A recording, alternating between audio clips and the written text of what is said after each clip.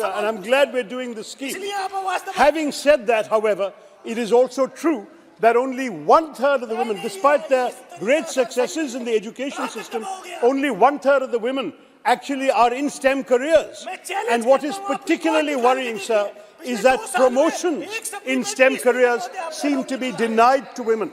We are seeing a situation in which pretty much in every STEM discipline, the top positions are regularly occupied by men.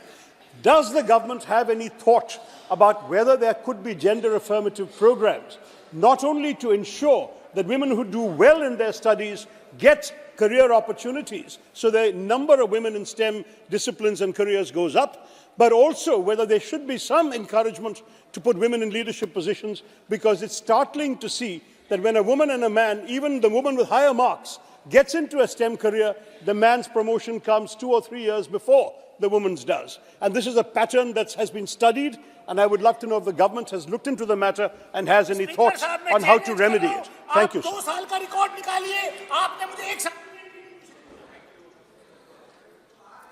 Speaker, sir, at the outset I have to thank Honourable Member Shri Shashi Tharoor ji for having appreciated the WAS scheme, and I once again wish to reassure the entire House that this government has already been giving highest priority to enhance the role of women in every sector. And Prime Minister Modi has been reiterating this very often whenever he has a platform to speak. And he's been talking about Nari Shakti, Nari Samarth. In fact, in this House also, the very first bill that was presented was dedicated to the woman power of India. And therefore, I would like to also clarify that there is no gender bias in carrying out promotions. And you will be pleased to know, when I just cite a figure, that we have, of course, as you rightly said, the number of women scientists is still lower compared to the male sites. Yes, it is, to be precise, 18.6%.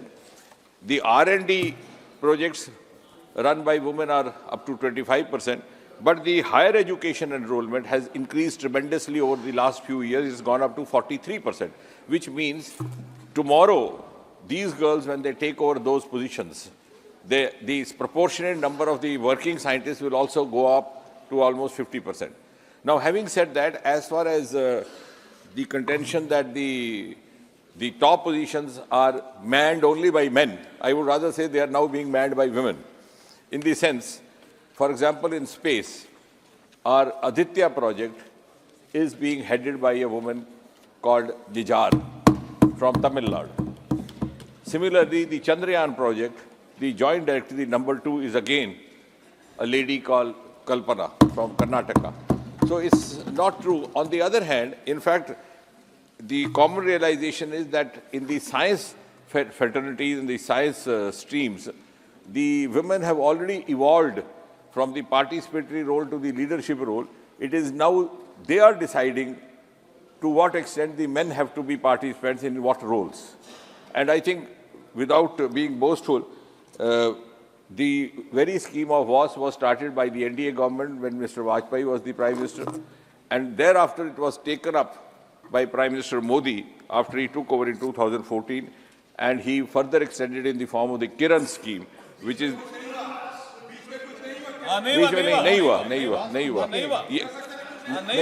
नहीं हुआ वो बता रहा हूँ मैं. बीच में ये हुआ कि बजट 2014 में था 44 करोड़ और 2024-25 में 135 करोड़, यानी तीन गुना बजट बढ़ा.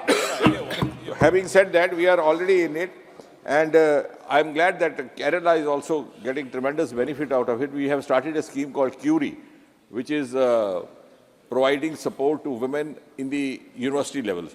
So incidentally, Kerala does not have a women university, but we have extended the same support to the Kerala colleges.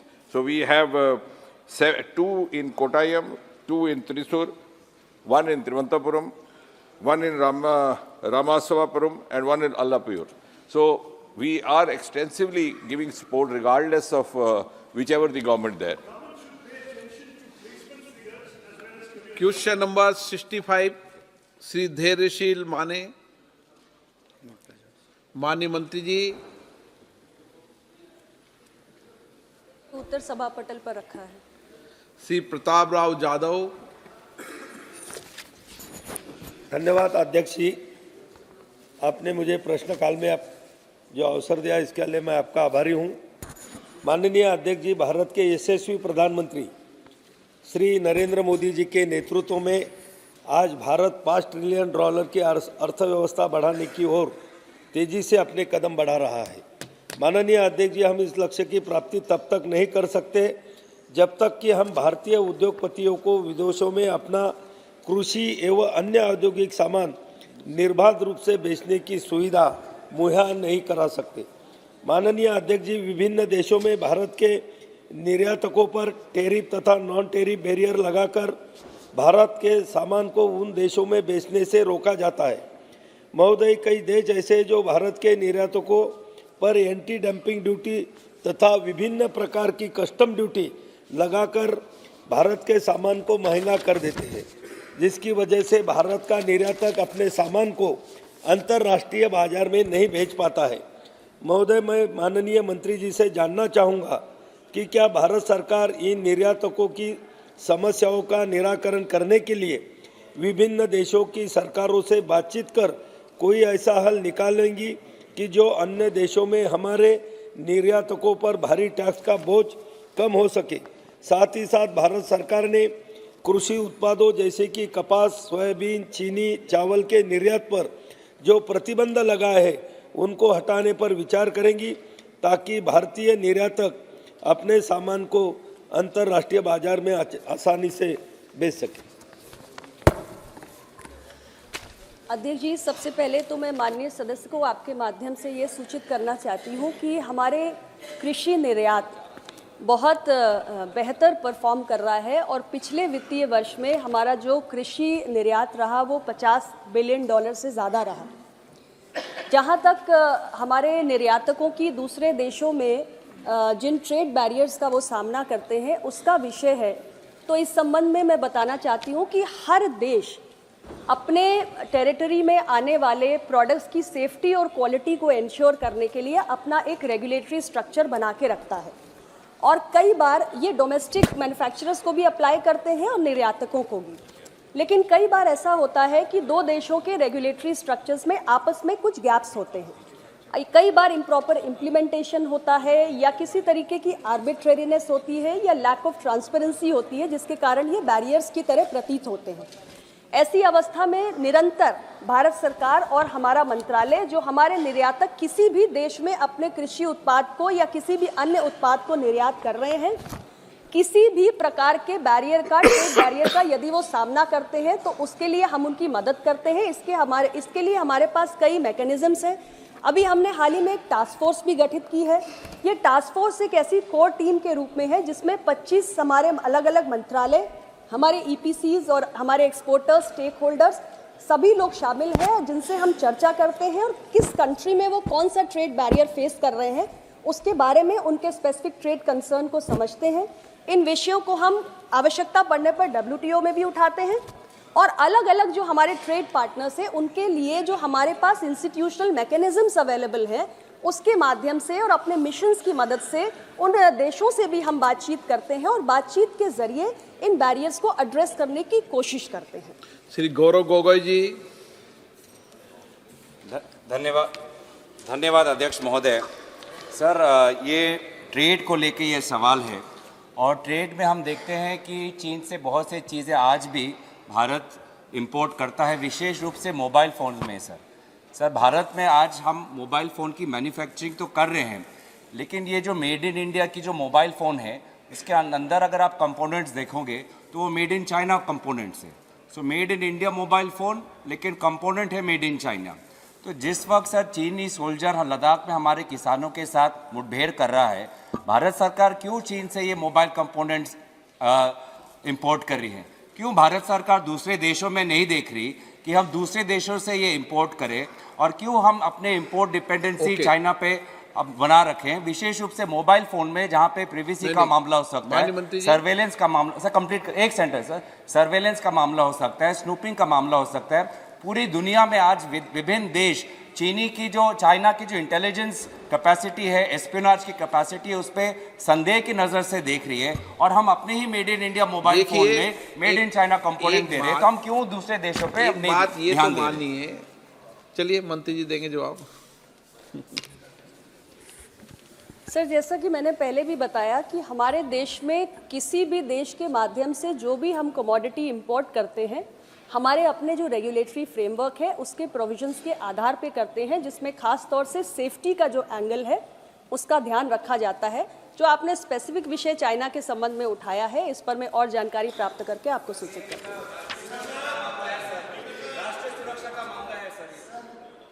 सबसे पहले तो मैं माननीय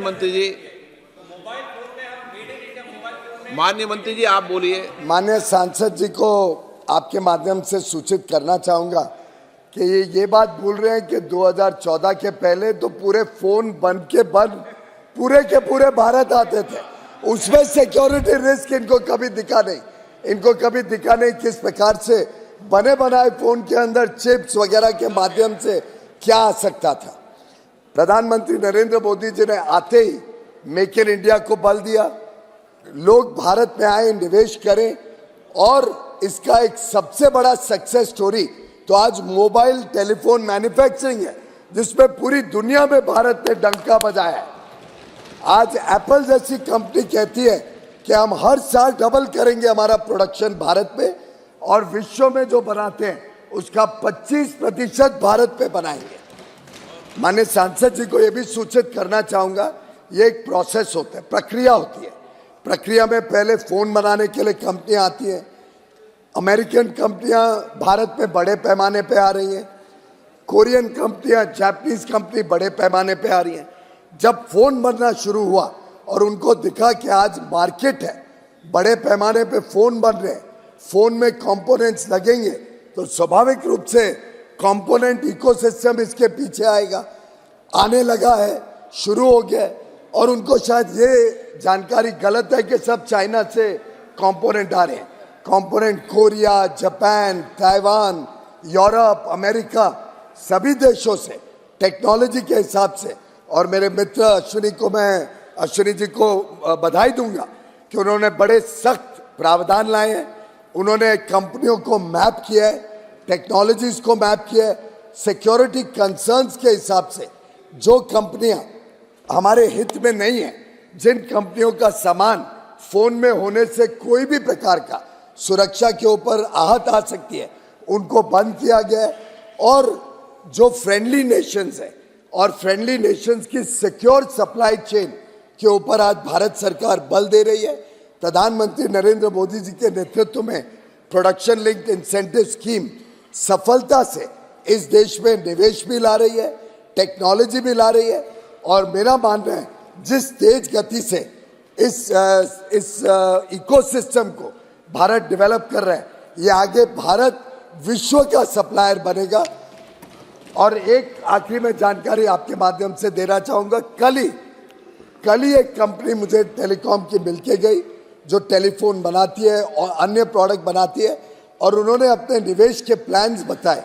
उन्होंने बताया कैसे पीएलआई सिस्टम से वो यहाँ और निवेश करना चाहते हैं और पूरा इकोसिस्टम भारत लाके मेड इन इंडिया प्रोडक्ट, जिसमें मेड इन इंडिया कंपोनेंट्स भी हों।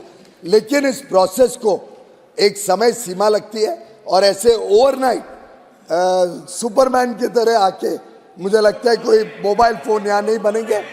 जो काम माननीय प्रधानमंत्री मोदी जी ने किया है उसकी मैं समझता हूँ गौरव गोगोई जी भी दाद देंगे। Question number 66 K Muraleedharan. Question number 66 sir.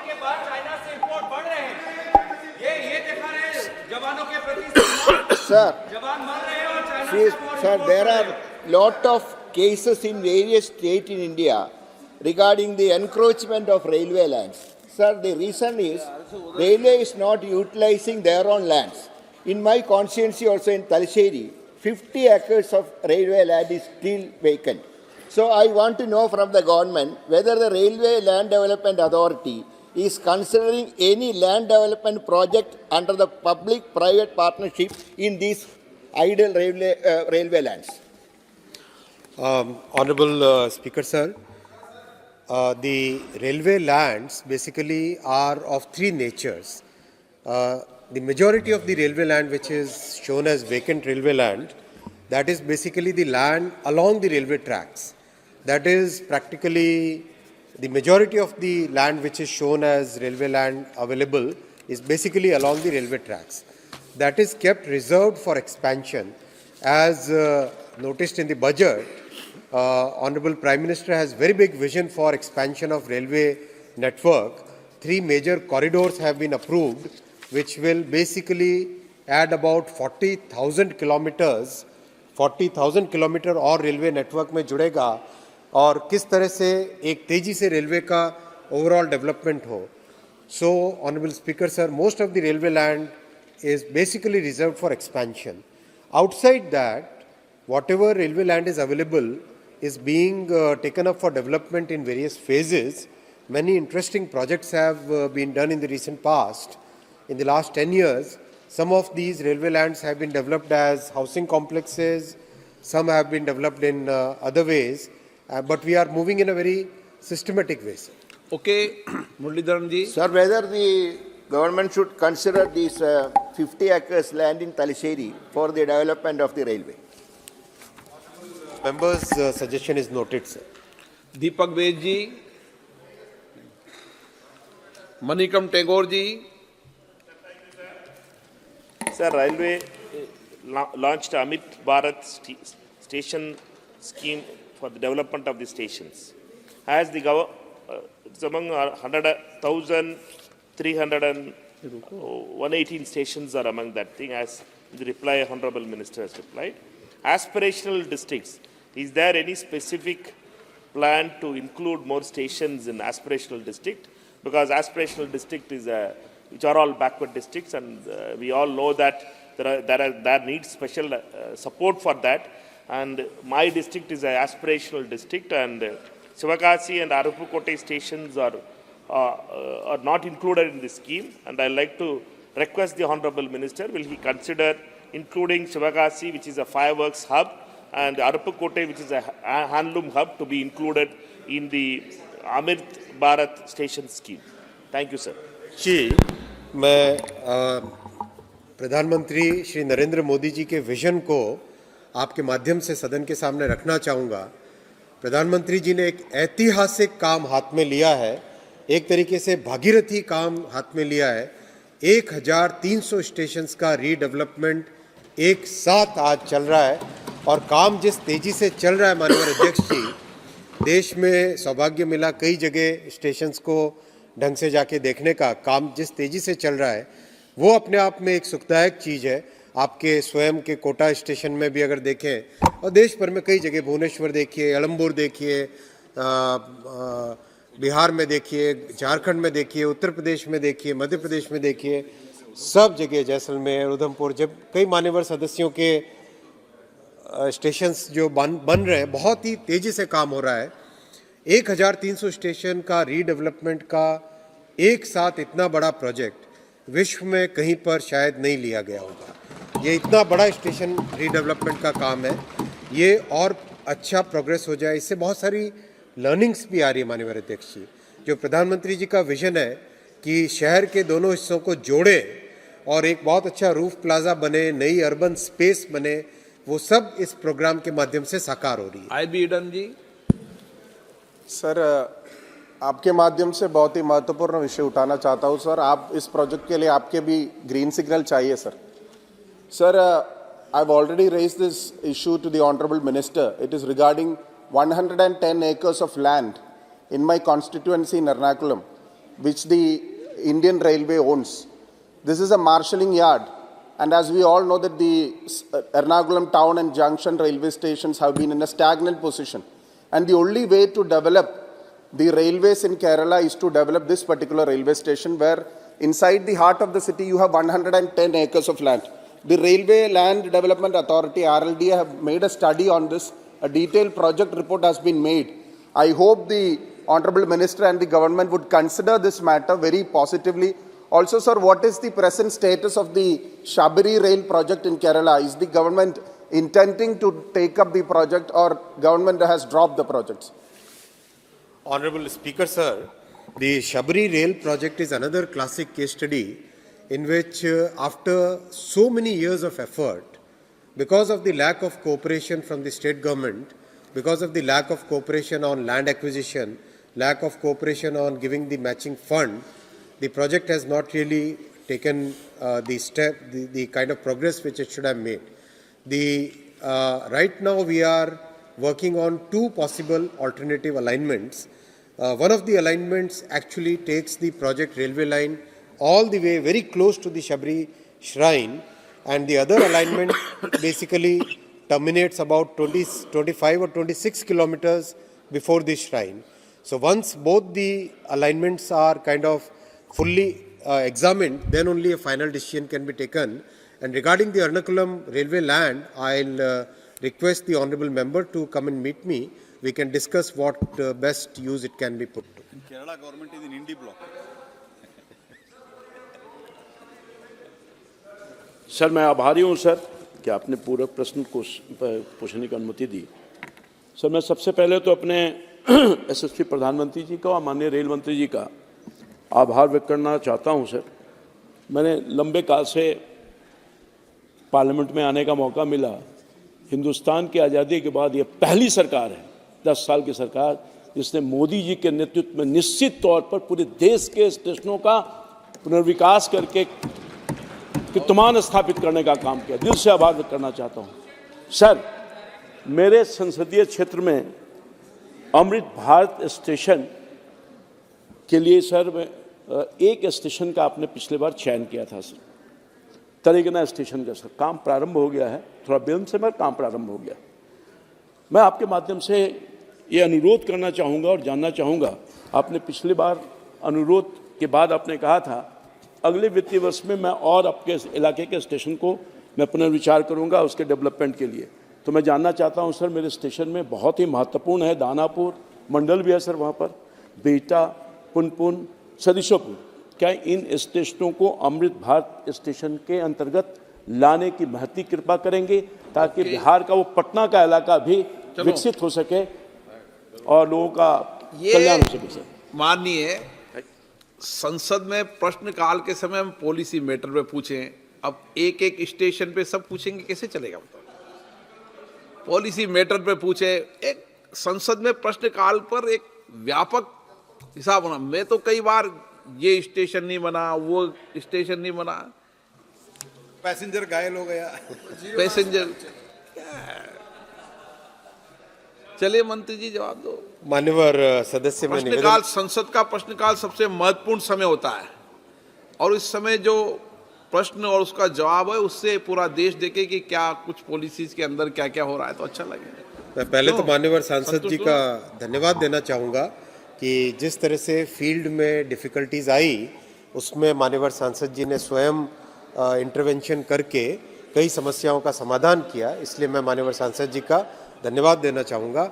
और जो बाकी नए स्टेशन और जोड़ने का आपने निवेदन किया है, मैं मान्यवर सांसद जी से निवेदन करता हूँ एक बार चाय पे बैठते हैं और जो यथासंभव आगे तो चेंबर में बात कर लेना आप। अरविंद सावंत जी। स्पीकर साहब बहुत बहुत धन्यवाद। एक अच्छा कदम सरकार ने उठाया उसकी सराहना करता हूँ। एक मुंबई में विक्टोरिया टर्मिनस का नाम हमने छत्रपति शिवाजी महाराज टर्मिनस किया, आपने इसमें उसका भी प्रावधान किया ऐसा मुझे समझ में आया है, मैं आपका धन्यवाद देता हूँ। एक ही दरखास्त है, विनती है, बहुत सालों से करते आया हूँ कि वहाँ छत्रपति शिवाजी महाराज का स्टैचू लगाइए। वो जवाब देते हमारे पास पॉलिसी नहीं है। केवड़िया पे वल्लभ भाई पटेल जी का स्टैचू बनाया, म्यूरल भी बनाया हुआ है। विश्वेश्वरैया पे विश्वेश्वरैया का भी स्टैचू बनाया है। छत्रपति शिवाजी महाराज का स्टैचू अगर स्टेशन के सामने उसकी जो गरिमा है उसको ठेस न पहुंचाते हुए बिठाने की कोशिश करनी है। मैंने उनको प्लान भी दिया, डिजाइन भी दी थी। आप अगर उस पर अनुमति देंगे तो बहुत बहुत शुक्रिया। माननीय अध्यक्ष जी, छत्रपति शिवाजी महाराज भारत के ऐसे गौरवशाली, ऐसे ऐतिहासिक युग पुरुष रहे जिन्होंने इस देश के इतिहास में अपना नाम एक बहुत ही गौरव, बहुत ही स्वर्ण अक्षरों में रखा है। हम लोग तो बचपन से शिवाजी महाराज की कथाएं पढ़ते पढ़ते बड़े हुए। उस स्टेशन का, छत्रपति शिवाजी महाराज टर्मिनल स्टेशन को वर्ल्ड क्लास बनाने में कोई भी कसर नहीं रखी जाएगी। काम आरंभ हो गया है और ऐसा माननीय अध्यक्ष जी काम का जो डिज़ाइन हुआ है, मैं आपके सामने रखना चाहूँगा कि उस डिज़ाइन को जैसे कंप्लीट होगा ये काम आरंभ हो चुका है, लोग स्टेशन को देखने के लिए आएंगे, ऐसा मेरा विश्वास है। Question number 67 Shri Pashupatinath Singh ji. एक विशेषता थी कि कोई भी अगर उनको धोखा देता था तो वो उससे पूरा बदला भी लेते थे। पशुपतिनाथ सिंह जी प्रश्न संख्या 67 पूछता हूँ।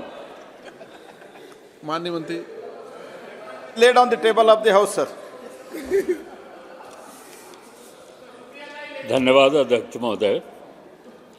सर्वप्रथम तो मैं माननीय मंत्री जी और माननीय प्रधानमंत्री जी को बधाई दूंगा कि आज़ादी के बाद 2014-65 वर्षों में कोयला का उत्पादन 462 मिलियन टन प्रतिवर्ष होना शुरू हुआ था और आज 10 वर्षों में वह दुगना से अधिक हो गए।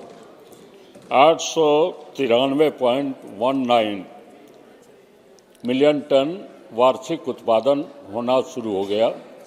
देश के समृद्धि में कोयले का बहुत बड़ा योगदान होता है।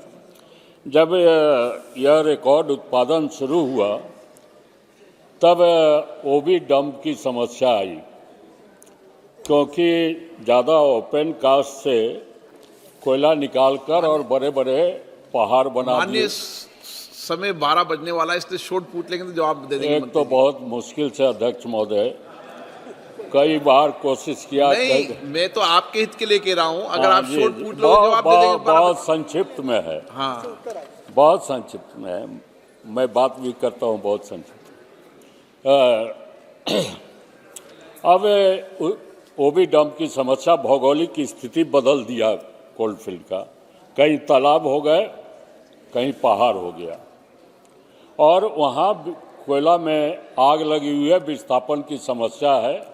राज्य सरकार इनको जमीन उपलब्ध नहीं करे। हमारा प्रश्न है कि यह नियमानुकूल है कि कोई रहती लैंड कोई देता है, अधिग्रहण होता है, तो कोयला उत्पादन करने के बाद उसको समतल बनाकर और उसको वापस कर दिया जाए। क्या इस पर सरकार विचार रखती है? सर, जैसे माननीय सदस्य ने उल्लेख किया कि कोयला प्रोडक्शन के बारे में उन्होंने उल्लेख किया है, मैं सदन को आश्वस्त करना चाहता हूं, जो हम लगभग 500 मिलियन टन, 550 मिलियन टन से ज़्यादा उत्पादन 2013-14-15 में होता था, जब मोदी जी आने के बाद हम अभी इस बार 1 बिलियन टन क्रॉस कर रहे हैं। Sir, we are crossing 1 billion tonne, that is 1000 million tonne. मैं ये भी आश्वस्त करना चाहता हूँ कि देश कोयले में पक्का जो सब्स्टिट्यूएबल जो कोल है, इंपोर्ट सब्स्टिट्यूएबल जो कोल है, उसमें आत्मनिर्भर हम बनेंगे, ये भी मैं आश्वस्त करना चाहता हूँ। इसके साथ ही साथ जो ओबी रिमूवल जो है, ओबी बर्डन जो है, तो एक इशू है, लेकिन इसके लिए जो रेगुलेटरी सिस्टम है और रेगुलेटरी सिस्टम इन प्लेस है। Director general of mine safety तो रेगुलर इंस्पेक्शन करते हैं ओबी डंप्स का, उसका ज्योमेट्री कैसा है, स्लोप स्टेबिलिटी राडार भी, इसका भी उपयोग कई जगह हो रहा है, लेकिन पूरा उसका फ्लैटनिंग करके रिफिल करके हमको वापस करने का पॉलिसी आज के दिन में हमारे नहीं है, क्योंकि उसके एक बार ओपन कास्ट में माइनिंग पूरा करने के बाद रिफिल करने के लिए, और रिफिल करने के बाद वो नीचे गिरता है, इसके कारण बहुत समय लगता है। और उसमें हमने इको पार्क बनाया है, उससे जो सैंड उत्पन्न होता है, बालू, वो बालू हम उसका उपयोग कर रहे हैं। और उसे ये भी हम कंसिडर कर रहे हैं सोलार पार्क, जो अभी ओबी साइड जो है उसका सोलार पार्क भी उसके ऊपर लगाने का कंसिडरेशन में है। तो ओवरऑल तो जो लैंड कैसे उपयोग करे, इको पार्क कैसे करे, ये सब सोच रहे हैं, लेकिन ये रिस्की रहता है, इसलिए फ्लैटन करके वापस करने का अभी तो सोच सरकार के सामने नहीं है। Question number 68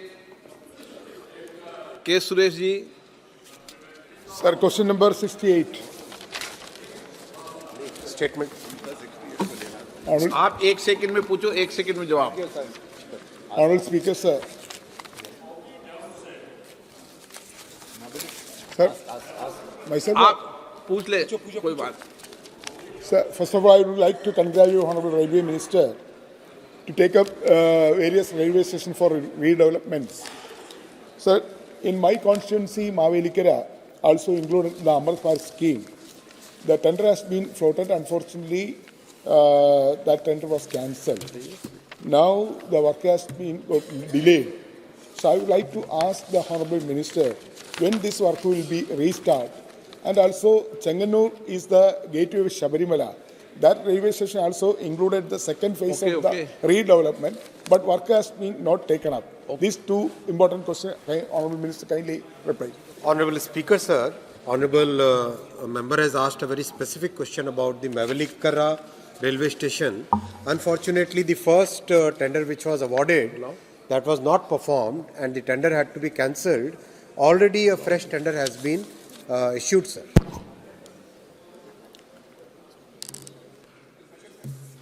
Supplementary, chalo. There is a proposal from Chenganur to Pamba, elevated railway line. So, what is the present situation? Whether the survey is over, alignment has been finalized, the project has been approved by the railway board. When this railway line will be started the work? Honorable Prime Minister Shri Narendra Modi ji is fully committed towards development of railway network in Kerala, and one of the projects which is very important is the project which takes the railway network to the holy shrine of Shabarimala. The Chenganur to Pamba railway line is a new alignment which has been suggested by Dr. E. Sridharan Saab. The DPR is right now under preparation, sir, and as and when the alignments are frozen and DPR is completed, then the next steps will be taken. Okay, प्रश्नकाल समाप्त। माननीय सदस्यगण, माननीय संसदीय कार्य मंत्री जी ने प्रस्ताव किया है कि आवश्यक सरकारी कार्य को निपटान हेतु 7वीं लोकसभा के 15वें सत्र को शनिवार दिनांक 10 फरवरी 2024 तक के लिए बढ़ा दिया जाए।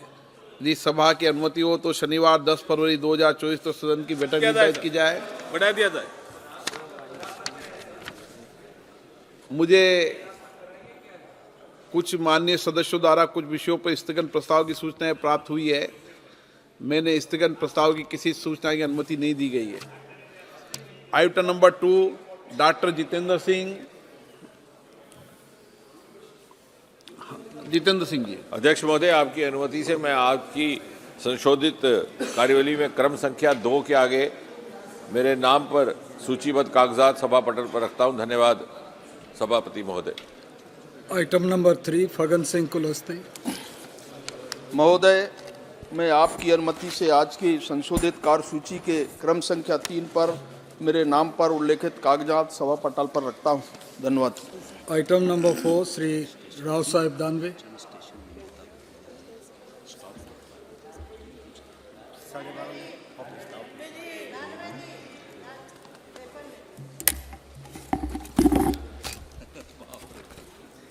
सभापति महोदय, मैं आज की पुनरीक्षित कार्यसूची में मेरे नाम के सामने क्रम संख्या 4 पर उल्लेखित कागजातों को सभा पटल पर रखता हूं। आइटम नंबर 5, साध्वी निरंजन ज्योति जी।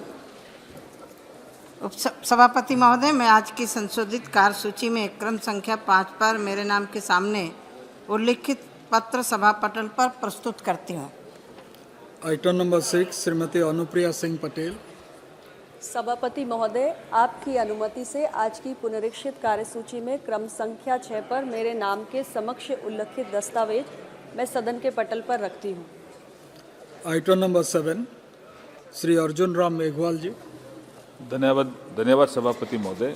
लोकसभा की संशोधित कार्यसूची के क्रम संख्या 7 पर अंकित दस्तावेज जो Shri Rajeev Chandrasekhar ji for ministry of electronics and information technology के नाम के आगे अंकित है, आपकी अनुमति से मैं सदन के पटल पर रखता हूँ। Item number 8 Shrimati Darshana Jardosh. Sir, with your permission, I rise to lay on the table of the House papers mentions against my name at serial number 8 of the Ministry of Textiles as the today's revised list of business. Item number 9 Shri Arjun Ram Meghwal ji. धन्यवाद सभापति महोदय। लोकसभा की संशोधित कार्यसूची के क्रम संख्या 9 पर श्री वी मुरलीधरन जी जो मिनिस्ट्री ऑफ एक्सटर्नल अफेयर्स से संबंधित कागजात उल्लेखित है, आपके अनुमति से सदन के पटल पर रखता हूं। धन्यवाद। Item number 10 Shri Som Prakash.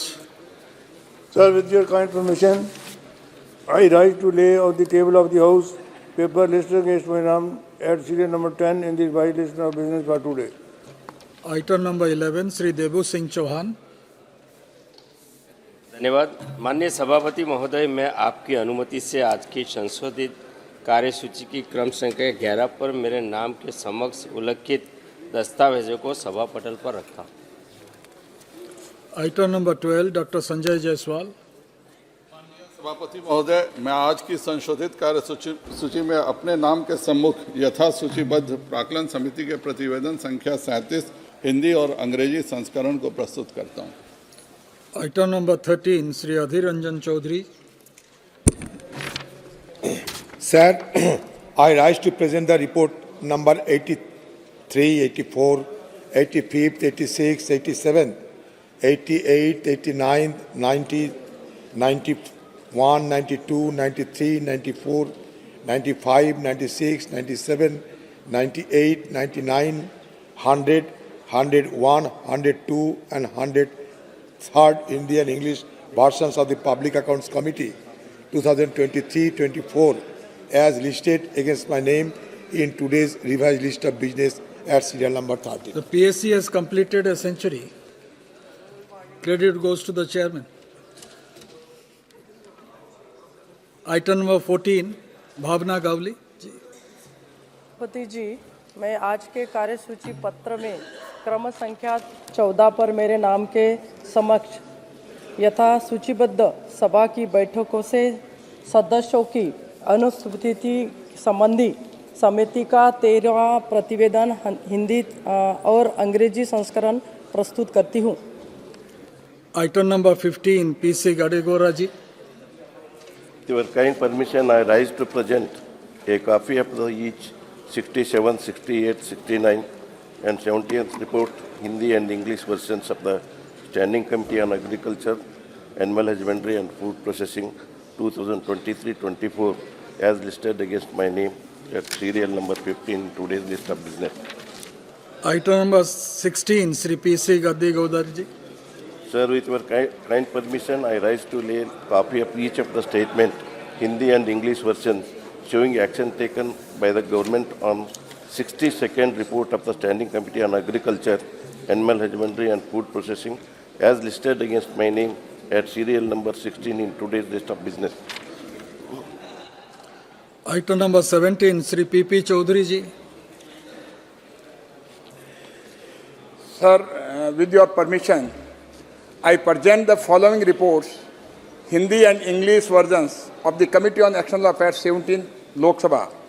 Number 1, 29th report on action taken by the government on the observations, recommendations contained in the 24th report of the Committee on External Affairs on the subject, India's policy planning and role of think tanks with special reference to ICWA and RIS. Second, 30th report on action taken by the government on the observations, recommendations contained in the 22nd report of the Committee on External Affairs on the subject India's neighborhood first policy. Item number 18, Srimati Lockett Chatterjee. धन्यवाद अध्यक्ष महोदय। I beg to present the 39th and 14th reports, Hindi or English versions of the Standing Committee on Consumer Affairs, Food and Public Distribution as listed against my name in today's list of business. Thank you. Item number 19, Sri Radha Mohan Singh ji. क्रम संख्या 19 पर मेरे नाम के सामने यथा सूचीबद्ध rail संबंधी स्थायी समिति के विवरणों को सभा पटल पर रखता हूँ। Item number 20, Sri Pallav Lochan Das ji. Sir, I am to present the 53rd, 54th, 55th, 56th, 57th and 58th report, Hindi and English version of the Standing Committee on Labour, Textile and Skill Development as listed against my name, serial number 20 in today's order paper. Item number 21, Sri Pallav Lochan Das ji. Sir, I rise to lay 6 statement Hindi and English version of Standing Committee on Labour, Textile and Skill Development as listed against my name, serial number 21 in today's order paper. Thank you, sir. Item number 22, Sri Raghuram Krishna Raju. Thank you, Honorable Chairman, sir. I beg to lay on table a copy each of the following reports in both Hindi and English versions of Standing Committee on Personnel, Public Grievances, Law and Justice. 141st report on the subject Judicial Infrastructure in the Northeastern States of India. 142nd report on the subject Strengthening Legal Education in View of Emerging Challenges Before the Legal Profession.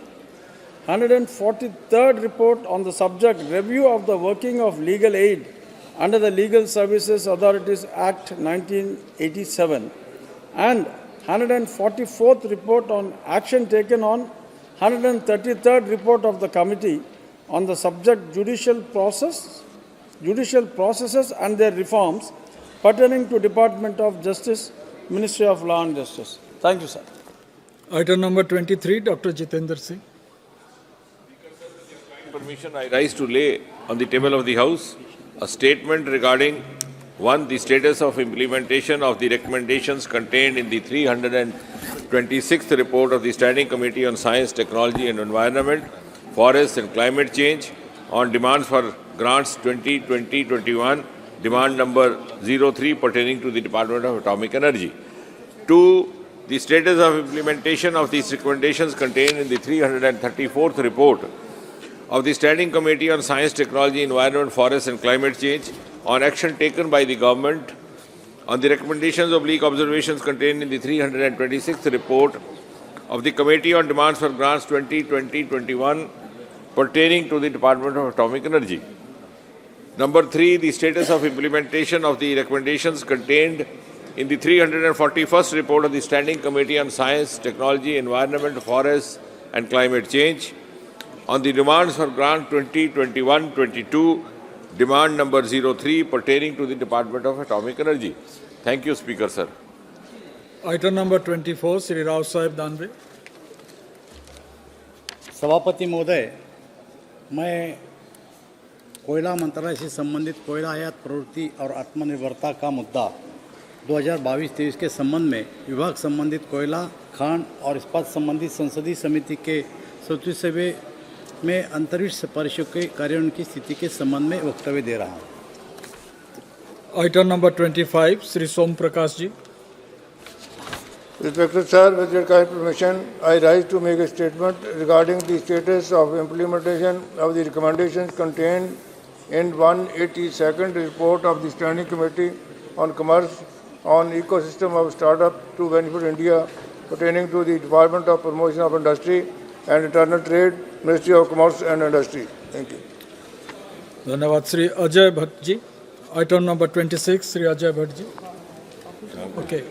Arjun Ram Meghwal. Sir, Honorable Chairman, sir, with your kind permission, I rise to make a statement on behalf of my colleague, Sri Ajay Bhatt, regarding the status of implementation of the recommendation contained in the 35th, 36th, 37th and 38th report of the Department-related Parliamentary Standing Committee on Defence relating to the demand for grants, that is demand number 19, 20, 21, 22 of the Ministry of Defence for the year 2023-24. Thank you.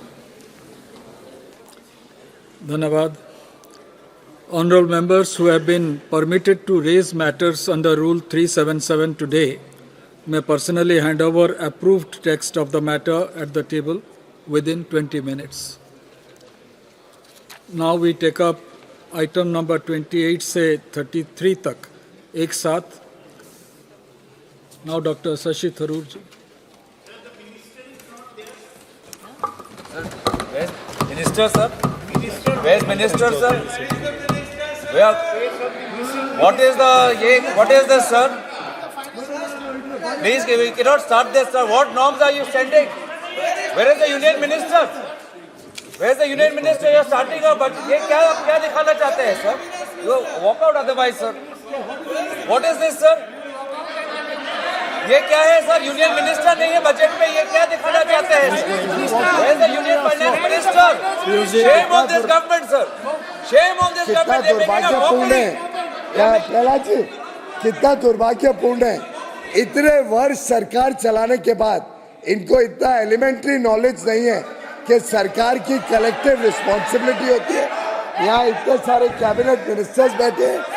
Pankaj ji हमारे वरिष्ठ MOS है finance के, उसके बाद इस प्रकार की बात उठाना दिखाते हैं कितना खोखला हो गया है कांग्रेस की सोच. But here, it should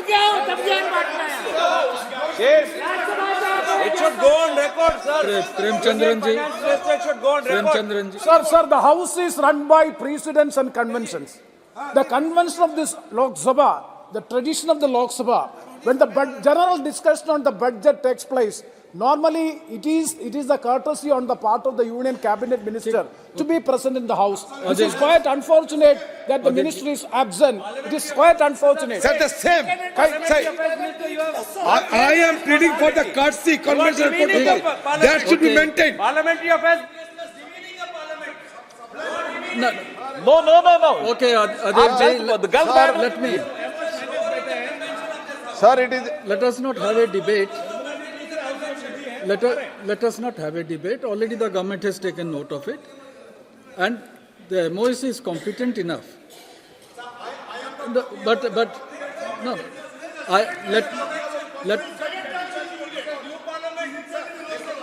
that is not the case. That is not the case. That is not the case. Allow Dr. Shashi Tharoor to speak. Dr. Shashi Tharoor. Dr. Shashi Tharoor, please. Parliamentary affairs minister is not taking the role seriously. Sir. Dr. Shashi Tharoor ji. Sir, I join my colleagues in deploring the absence of the Honourable Finance Minister. No, she's not absent. Who had actually introduced the interim budget She's coming. last week. Already it has been But I coming. will nonetheless initiate the debate on behalf of my party. The budget comes at a very crucial moment for our country. We are shortly heading to the polls to decide who should lead the nation. But on what basis will the people come to this decision? Because when in 2014 they did offer a mandate to this current ruling dispensation, they did so with the hope that the government would come through on its bloated rhetoric of Sabka Saath, Sabka Vikas, the illusory promise of inclusive development for all Indians. Now, fast forward 10 years later, sir, and we find the people of this country have been sadly betrayed by a government whose economic mismanagement in this past decade has left the people of India staring at widespread distress, hardship, low incomes and high unemployment. Now, the first glimpse of their economic ineptitude came with the reckless decision of demonetization that broke the back of the Indian economy and resulted in a monumental disaster where poor and middle-class citizens suffered and in several cases even died while waiting in long lines to convert their notes, while the wealthy friends of the government managed to exchange their currency with ease. We must also not forget the sudden no-notice lockdown of 24 March 2020, imposed without warning or planning, which led to lakhs of migrant workers walking, trudging thousands of miles, kilometers back to their homes. During that national lockdown, sir, the most stringent in the world, between April and May 2020, individual income in India dropped by 40%.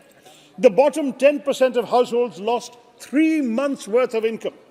Over its first 2 terms, this government demonstrated that its specialty was to issue policies marked by haste, incompetence and complete disregard for its own citizens. Just 1 minute. The House has taken up the discussion and voting on demand for grants on account for the year 24-25. Sri Suresh Kodinunil and Srimati Aparupa Podar have tabled cut motions on the demand for grants on account. If the honourable members want to move their cut motions, they may send a slip at the table within 15 minutes, indicating the serial number of the cut motions they would like to move. A list showing the serial numbers of cut motions treated as moved will be put up on the notice board shortly thereafter. In case the members find any discrepancy in the list, they may kindly bring it to the notice of the officer at the table immediately. Now proceed, Dr. Sir. I'll resume, sir, where I left off and welcome the Finance Minister to this House. If demonetization was a bad policy, badly implemented, GST was a good idea, badly designed and shabbily implemented. The goods and services tax has been used to trample over the financial autonomy of our states, and when coupled with demonetization, it resulted in finishing off India's job-generating small, micro and medium businesses. It caused a 45-year unemployment high and ended the economic recovery that had begun in 2013, all while failing to achieve any of its stated objectives. Ordinary Indians have suffered, sir. Even the GST tax slabs on basic commodities like toothpaste, 5%, footwear, 18%, shirt and pants, 5%, rice and wheat, 5%. Instead of flushing out black money, it simply resulted in concentrating wealth in the hands of the government at the expense of the Aam Aadmi. So any talk of a robust economy and of GDP growth cannot be abstract or theoretical, but must be rooted and centered in the welfare of the people of India, who are the principal stakeholders of our economic progress. The question is, who are the people the government is serving? The Finance Minister mentioned 4 quote-unquote castes that the government supposedly looks after, namely the Garib, poor, Mahilayen, women, Yuva, youth, and Annadata, farmers. She said that their needs and aspirations and welfare are the government's highest priority. However, all 4 groups are some of the worst performing groups in the most categories you can find for social and economic policy performance. Let's begin with the Yuva. There is a tragic irony in the government's claims of success when desperate young people are queuing up to risk their lives in Israel in the middle of a war because they have no decent work in India. The unprecedented levels of unemployment have left countless citizens, especially our young workforce, with few prospects for a brighter tomorrow. Overall, an unemployment rate of 8 to 9% has become the new normal in our country. Unemployment reached a 45-year high in 2017, currently stands at 7.3% according to CMIE data, but has crossed 8% just a few months ago. Worse, the unemployment rate amongst youth aged 20 to 24 stood at 45.4%, sir, in 22-23. The Indian economy actually employs fewer people today than it employed in 2012. The data we have actually for the government is only 2018 and 2012, but that's where we have it. We employ fewer people. Agriculture and manufacturing jobs have gone down. Financially precarious construction work and low-end service roles are the only ones where they've seen any sort of employment. No wonder people are so prepared to risk their life and limb for a job in Israel, risking dying to make a living, sir. That's what our young people have been reduced to. Periodic labour force survey data shows that regular salaried employment has stagnated for 5 years. Talk of self-employment, which the government does, is a cop-out, because most of the self-employment is unpaid family labour, which is disguised unemployment. Experts reckon that the growing army of self-employed in any case constitutes very low-quality employment, and unpaid workers have increased from 40 million in 2017 to 95 million last year. You can call them self-employed, but unpaid workers are not counted as employed by the ILO, the International Labour Organization. Now, the share of agriculture in total employment has gone up, which is an indication that there are not enough jobs available outside of agriculture. To this, the government offers schemes like Skill India as a palliative. Skill India has set out a goal of skilling 40 crore workers by 2022, but if you look at the grand total trained under the Pradhan Mantri Kaushal Vikas Yojana, it is 1.3 crore, not 40 crore. And of that 1.3, only 24 lakh people have been placed in jobs. Skill India has been a failure, sir. The workforce share that was formerly vocationally educated trained in 2012 was 2.3%. In 2023, after 10 years of this government, the share has gone from 2.3 to 2.4%. What should we say? Congratulations. All this crying about Yuva Shakti. The truth is that their future looks bleak, sir. The Minister is disrupting the Finance Minister. Sir, here is one landed member is speaking, please. Have the courtesy to listen. The Finance Minister doesn't wish to hear any uncomfortable truth, sir. This is pre-planned, sir. This is pre-planned. The young people of our country are facing a double whammy. Falling labour participation rates and shockingly high unemployment, as I've just described, while the minister was otherwise occupied. Government praises the startup culture as an alternative, but fund-starved startups fired nearly 18,000 people in 2022.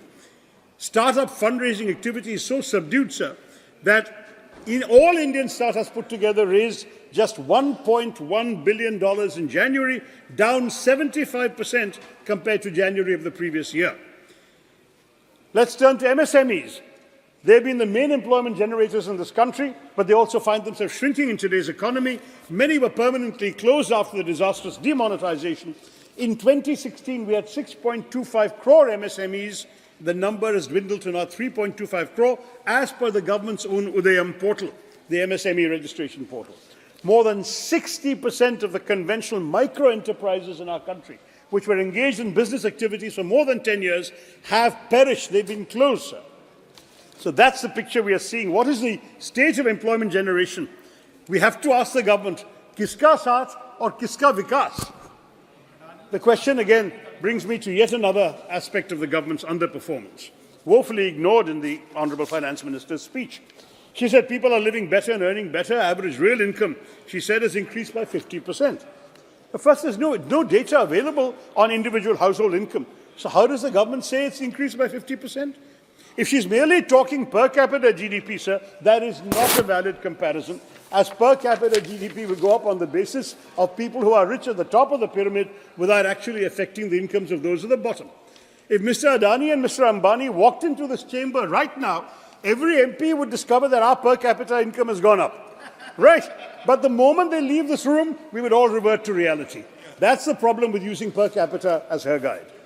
A critical appraisal reveals that technically some incomes have gone up on per capita basis, but if you're middle class, lower middle class or poor, your incomes have shrunk. That's the inequality in our country today.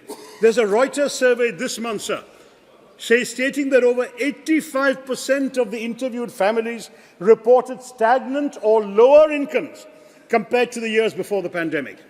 Post-pandemic, the poorest 20% households in India saw income levels shrink 52% from their 2015 levels. And this is as per the latest India's Consumer Economic Survey.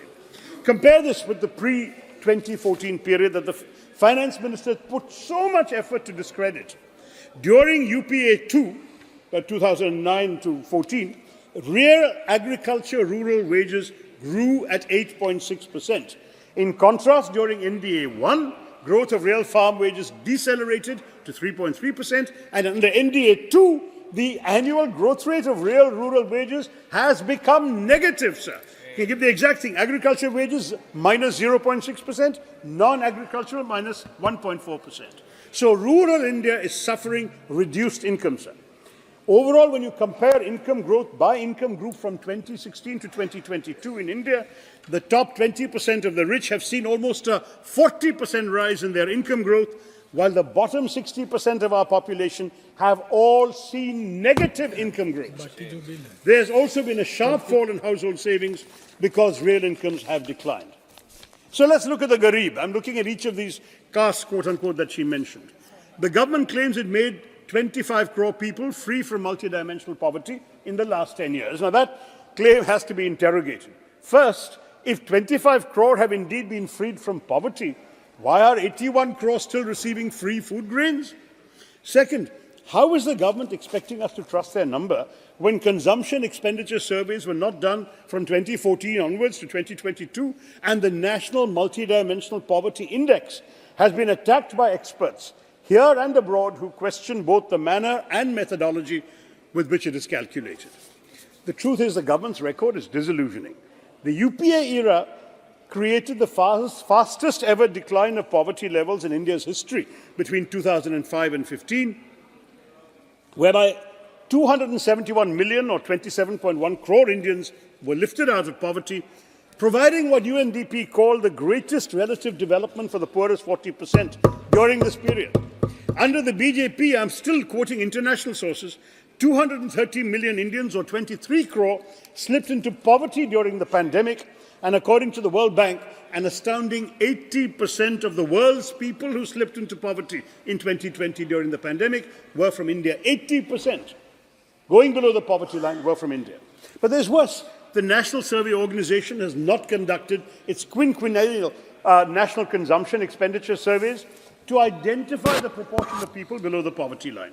The global poverty line at one point was $1 a day, now it's $2, according to World Bank and UN figures. But in India, despite all the government's tall claims of growth, the official national poverty line is very low, at rupees 1,286 per month per person in urban areas and 1,059 per month per person in rural areas. Has the government raised 25 crore people above these levels? There's no indication. The Indian government has conducted no survey, neither a national consumption expenditure survey, and of course no national census either.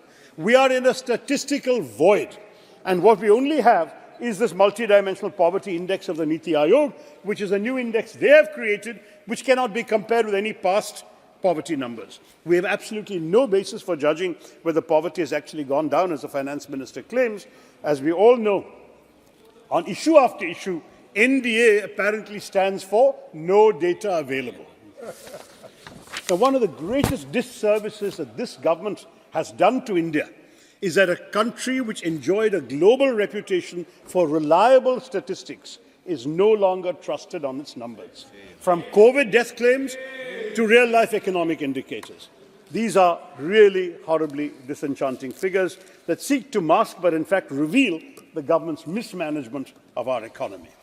The finance minister calls inflation moderate, but the fact is he's not acknowledging that the Indian middle class and poor have been left defenseless in the face of rising inflation. Retail inflation measured by the CPI rose to a 15-month high of 7.44% in July 2023.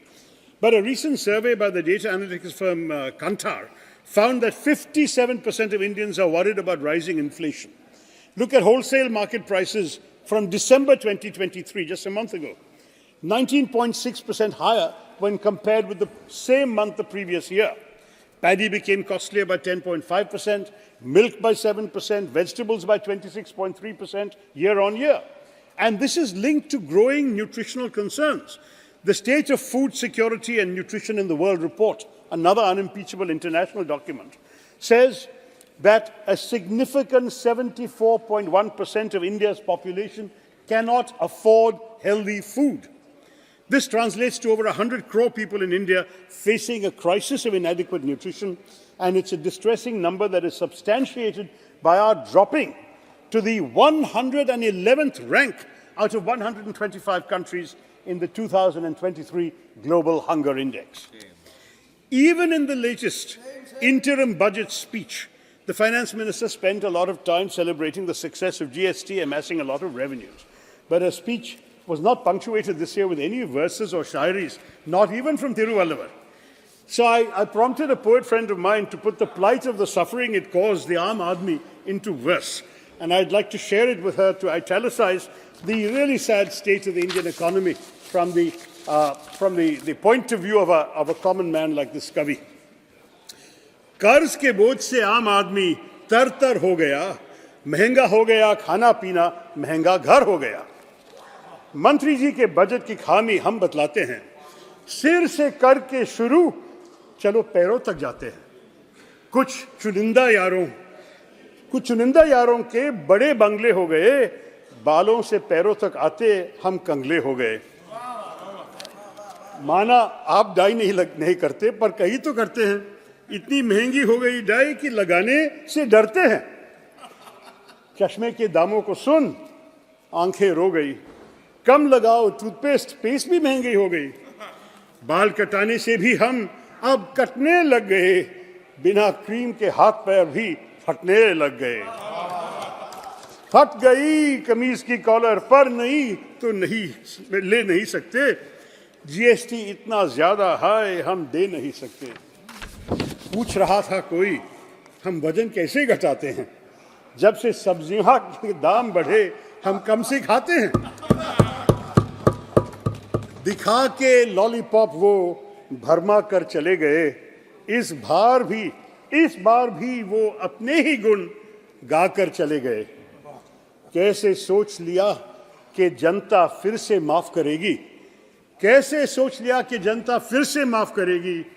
इस बार चुनावों में जनता जड़ से साफ करेगी।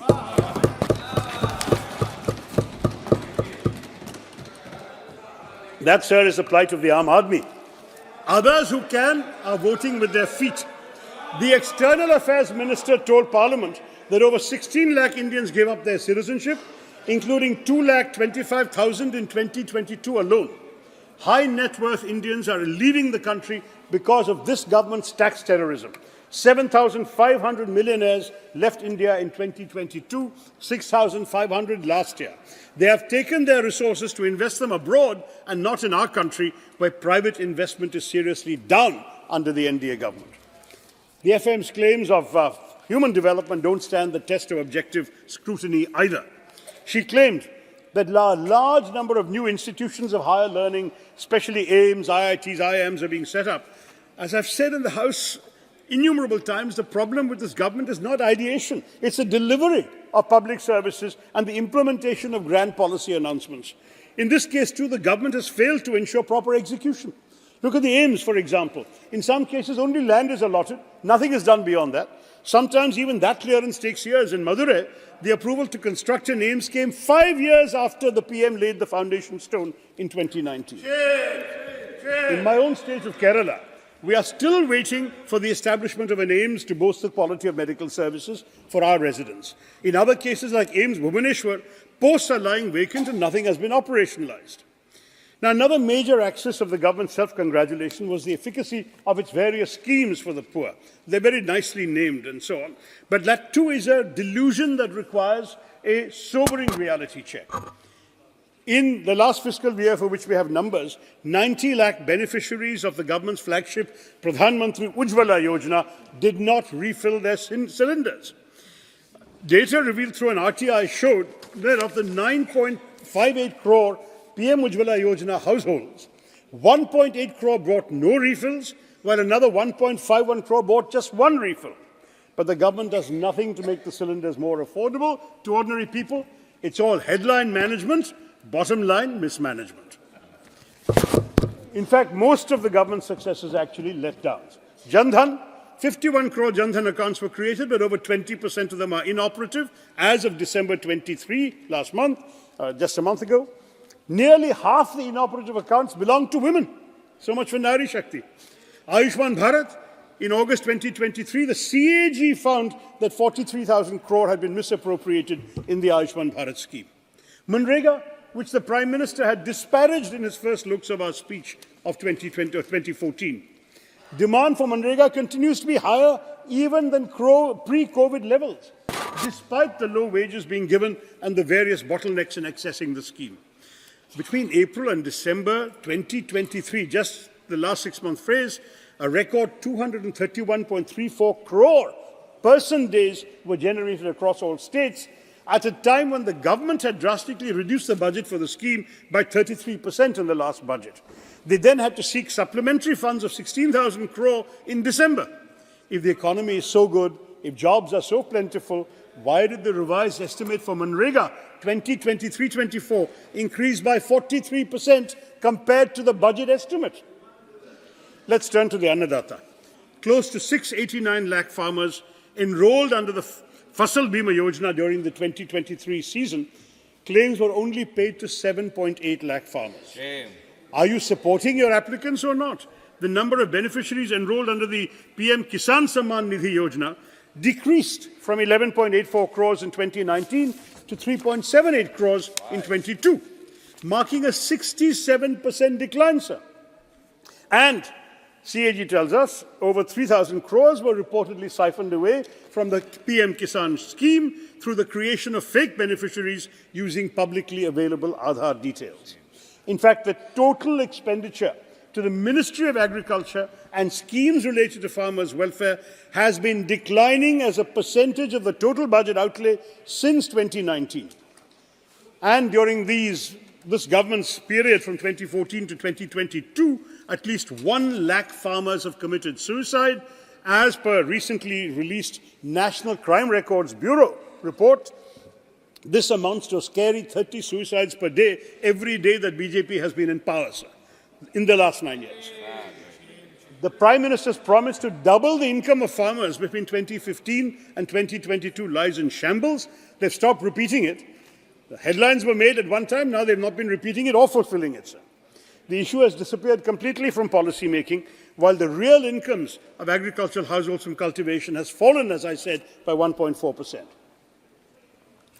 Now, the Finance Minister also made a big deal about the blue revolution in the fishery sector, a sector where the government actually doesn't have much to boast about. I can tell you because most of the fishermen in my constituency are living below the poverty line, and the budget allocation for the sector has been raised for the entire country by a meager 134 crore. The government claims to have doubled pisciculture and aquaculture. Absolutely no evidence of this. And the PM himself talked about creating a Ministry of Fisheries, but they've only created a Department of Fisheries, which is part of a larger ministry. I've never heard of a government that actually breaks its own promise and then claims credit for it. They have promised a ministry for 2 successive elections. They have never given a full ministry to the fisher folk and our coastal regions. The rhetoric surrounding Nari Shakti for the Mahila also requires additional debunking to what I've already said earlier. While we in the opposition welcome the women's reservation law, we are deeply skeptical about the vague timeline of the government, but equally representation is not enough in isolation. We know that grand announcements alone don't help women. We need policies that will help them get the resources they need. Consider, for example, the Integrated Child Development Services. You've rebranded it, of course, your phraseology is always great, Saksham Anganwadi and Poshan 2.0. But your budget for integrated child development has actually declined, even while new labels are coming. We have gone in the course of the Modi government's existence to reduce money available for child development. Similarly, while the government's claims of an increase in the number of women participating in the labour force tries to paint a positive picture, the truth is that the rise has only been post-pandemic because women had dropped out of the force during the pandemic in very large numbers, and women are doing tedious, low-paid or unemployed work. I beg your pardon, unpaid work, which is technically unemployment in this country. India ranks 127 out of 146 countries in the Global Gender Gap Index 2023, a searing indictment of our inability to provide the space that our women need to survive and thrive in the labour force. So much then for all the claims of empowering the Garib, the Mahilayen, the Yuva, the Annadata. Contextualizing the FM's budget speech in the highly competitive global environment yields even more evidence of policy failure. Dr. Tharoor, the Finance Minister argued that India's economic development has been good, even... I'm sorry? You have already completed 25 minutes. 5 minutes more, sir. I'll quickly wrap up. The Finance Minister has argued that India's economic development has been good, even as GDP growth averages a modest rate post-COVID. Our post-COVID growth has actually been lower even than Bangladesh, Vietnam, and even until very recently China. So what worries me more is the sharp uptick in the gross debt to GDP ratio, which has invited concerns from the IMF that I hope the Minister will address. The government has also missed its disinvestment target for the 5th year in a row. I'm just summarizing my last few points for you, sir. The trend of rising governmental debt in the last 10-year period has been very worrying because high debt, accompanied by low employment and high food inflation, is the worst possible scenario for our country, for the ordinary people of our country, and for any emerging market to attract investments. Fiscal deficit averaged 4.63% under our UPA government. It's averaging 5.13% under the NDA. I'm not going to go into details about that because fiscal deficit is not at the moment our biggest concern. But since the Finance Minister talked about it and FDI inflows doubling and so on by comparison with UPA, I just want to say it's a blatantly misleading assertion because FDI inflow as a ratio of GDP peaked in 2007-8 at around 3.6% and has never regained that level. Net FDI to GDP ratio today is only 1%. And the fact is that hardly any greenfield investment money has come in.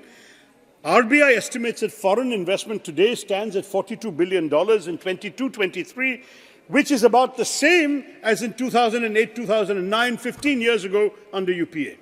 Over those 15 years, foreign investment has come down in terms of a percentage of GDP, whereas Vietnam, for example, has close to 4.5% of GDP in their example. And gross FDI into India in the first half of the current financial year, April to September, was just $10 billion. The last time it was lower than this was in the first half of 2007-2008, sir.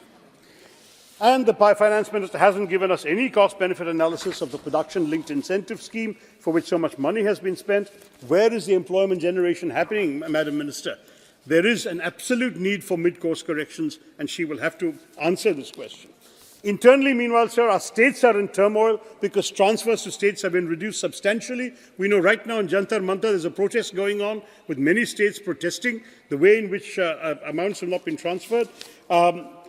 The current allocation of 3,67,000 crores in budget 22-23 already sees a gap of almost 6,000 crores in the revised estimates, and there's been a further decrease in the coming budget to 3,59,000 crores. Devolution of tax revenues is a problem because the states have only been getting 30 to 33% in the last 5 years, a far cry from the 15th Finance Commission's recommendation of 41% and a reduction from the 42% given by the 14th Finance Commission. And the fact is the share of cesses and surcharges, which the government doesn't need to share with the states, keeps going up. It's now, it was 8.16% of gross tax revenue under our peak, but under this government, the number has tripled to 28.08% of gross tax revenue in the last fiscal year. So I just want to say there's a rising trend in capex, and we all have applauded that in the past, but the fact is the government seems to believe in trickle-down economics. Spend money at the top, somebody will benefit down below. We believe in trickle-up, sir. That is, if our economy produces the things that people wish to consume at affordable prices, the Aam Aadmi will not only live better, but will become a full participant in the economy. Our objective should be to make ordinary people into consumers and stakeholders in India's economic prosperity, but our government does not see them at all in just focusing on capex. Finally, sir, the finance minister reserving an amount of 11,111,111 crores for capital expenditure shows there's nothing particularly scientific about the calculations in her budget. A minister who chooses a lucky number is heading an economy that needs all the luck it can get, sir. There is no question that when she says that GDP stands for governance, development and performance, GDP, as I've pointed out through my speech, the fact is it's not equitably enhancing the capabilities of the ordinary people of this country. Instead, G stands for government intrusion and tax terrorism, D stands for demographic betrayal, and P stands for poverty continuing. This actual GDP also jettisons the trinity of demography, democracy, and diversity the government claims to be serving. The demographic dividend is on the cusp of becoming a demographic disaster with the unemployment crisis, the K-shaped growth, and the ever-widening schism between the rich and the poor. Democracy is suffering through this government's arrogant contempt for institutions, a government that suspended 146 MPs rather than be held accountable for a security breach, that bulldozes laws as per its own whims and fancies with no regard for parliamentary procedure, that requires a no-confidence motion to be moved before its leaders are willing to speak on vital issues, including Manipur, should ideally refrain from claiming to be the messiah of democracy, let alone its mother. And when it comes to diversity, we know the record hasn't been great either, with increasing attacks on religious minorities, the ruthless dispensing of bulldozer justice, mob lynching, communal violence, and worse, combined with the disregard for states and their operations through a skewed and centralizing cooperative federalism, under which the states are meant to cooperate, but the centre operates as it pleases. The government has failed gravely on all the counts where it pats its own back. Thank you. Therefore, sir, I'm concluding, this House must realize the game of smoke and mirrors that the government is playing with the interim budget, with nearly no redressal of the real crises plaguing our economy and affecting the Aam Aadmi. It is high time that this election gives others an opportunity to show up their shallow rhetoric for what it is, which is all talk and no action. Thank you, Mr. Chairman. Thank you. I should thank you, Dr. Tharoor. It is not only your eloquence, but your content, for which we have been awarded yesterday in a very beautiful function. Now I request Sri Nishikant Dubey ji.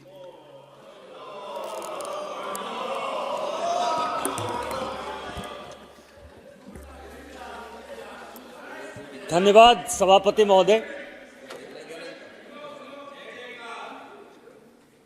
मैं इस देश के प्रधानमंत्री और माननीय वित्त मंत्री का आभार व्यक्त करता हूं कि उन्होंने इस चुनावी साल में भी अपने आप को कंट्रोल करके देश की एक कैसी दशा होनी चाहिए, दिशा होनी चाहिए, पॉलिसी होनी चाहिए, नीति होनी चाहिए और उस नीति को संपादित करने के लिए किस तरह की इच्छा शक्ति होनी चाहिए, उस बजट को लेकर आए हैं। मैं अपनी पार्टी की तरफ से उन दोनों को बधाई देता हूं। सर बशीर बद्र ने एक बड़ी अच्छी शायरी कही कि जिस दिन से चला हूं मेरी मंजिल पर नजर है, आंखों ने कभी मील का पत्थर नहीं देखा। माननीय प्रधानमंत्री जी जिस दिन से इस देश के प्रधानमंत्री बने हैं, उनका फोकस लिमिटेड है सर। लिमिटेड क्या है कि एक तरफ वो जन्मदाता को देख रहे हैं और एक तरफ वो अन्नदाता को देख रहे हैं। जो जन्म देने वाली माँ है उसके लिए क्या पॉलिसी होनी चाहिए और जो हम लोगों को भोजन देने वाला किसान है, अन्नदाता है, उसकी क्या पॉलिसी होनी चाहिए। एक तरफ वो भविष्य निर्माता को देख रहे हैं जो हमारा यूथ है, जिसपे कि पूरा का पूरा भविष्य टिका हुआ है, और एक तरफ करदाता हैं जो कि इंफ्रास्ट्रक्चर के माध्यम से, एम्प्लॉयमेंट के माध्यम से, विकास के माध्यम से इस देश की दशा और दिशा को नियंत्रित कर सकते हैं।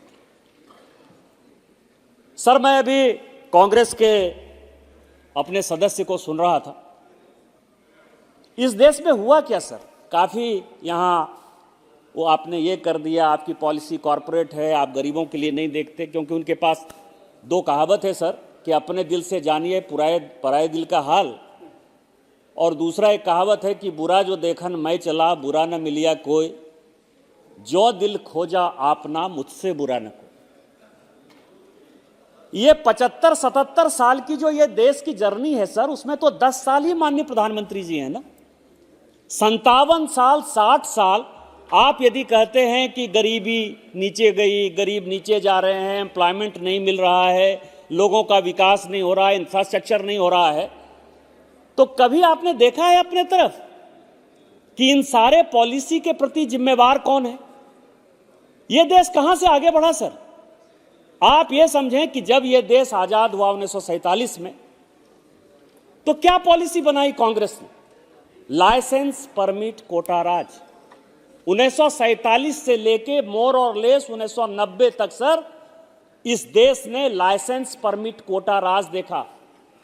जो कांग्रेस के समर्थक लोग बिजनेसमैन थे, वही कार बना सकते थे, वही स्कूटर बना सकते थे। बिरला जी कार बनाएंगे, बजाज जी स्कूटर बनाएंगे, कोई जी सीमेंट बनाएंगे, कोई जी अखबार चलाएंगे। कभी आपने देश के अन्य लोगों के बारे में सोचा? यह देश लाइसेंस परमिट कोटा राज के बाद 2004 से लेकर 2014 तक, संजोग से उस बीच में मुझे भी संसद बनने का जो है मौका मिल गया, एक लूट राज में चला गया सर। एक तरफ 1947 से लेकर 1990 तक लाइसेंस परमिट कोटा राज, और 2004 से लेकर 2014 तक लूट राज। 2G, 4G, कोल जी, भाई जी, जीजा जी, जो भी है सर, लूट राज। आज क्या है सर? 2014 के बाद से 2024 तक अयोध्या में राम मंदिर ही नहीं स्थापित हुआ, इस देश में राम राज्य स्थापित हुआ। यह परिवर्तन है सर। और इस परिवर्तन की मानसिकता क्या है सर? लगातार आज एक पेज का ऐड जो है सभी अखबारों में भरा पड़ा। कांग्रेस के जो हमारे मित्र हैं, उन्होंने चलते चलते उसका रेफरेंस दिया सर, क्योंकि उनको सुनने की कैपेसिटी नहीं सर।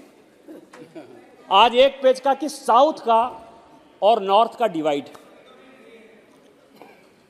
मैं इसको चूंकि इन चीजों को मैंने भोगा है सर, अंग्रेजों को जब यह लग गया सर कि इस देश पर वो बहुत दिन तक राज शासन नहीं कर सकता है, तो उसको दो राज्य ऐसे नजर आए जिसको कि उसने विभाजित करने का फैसला किया और अलग देश बन गया सर।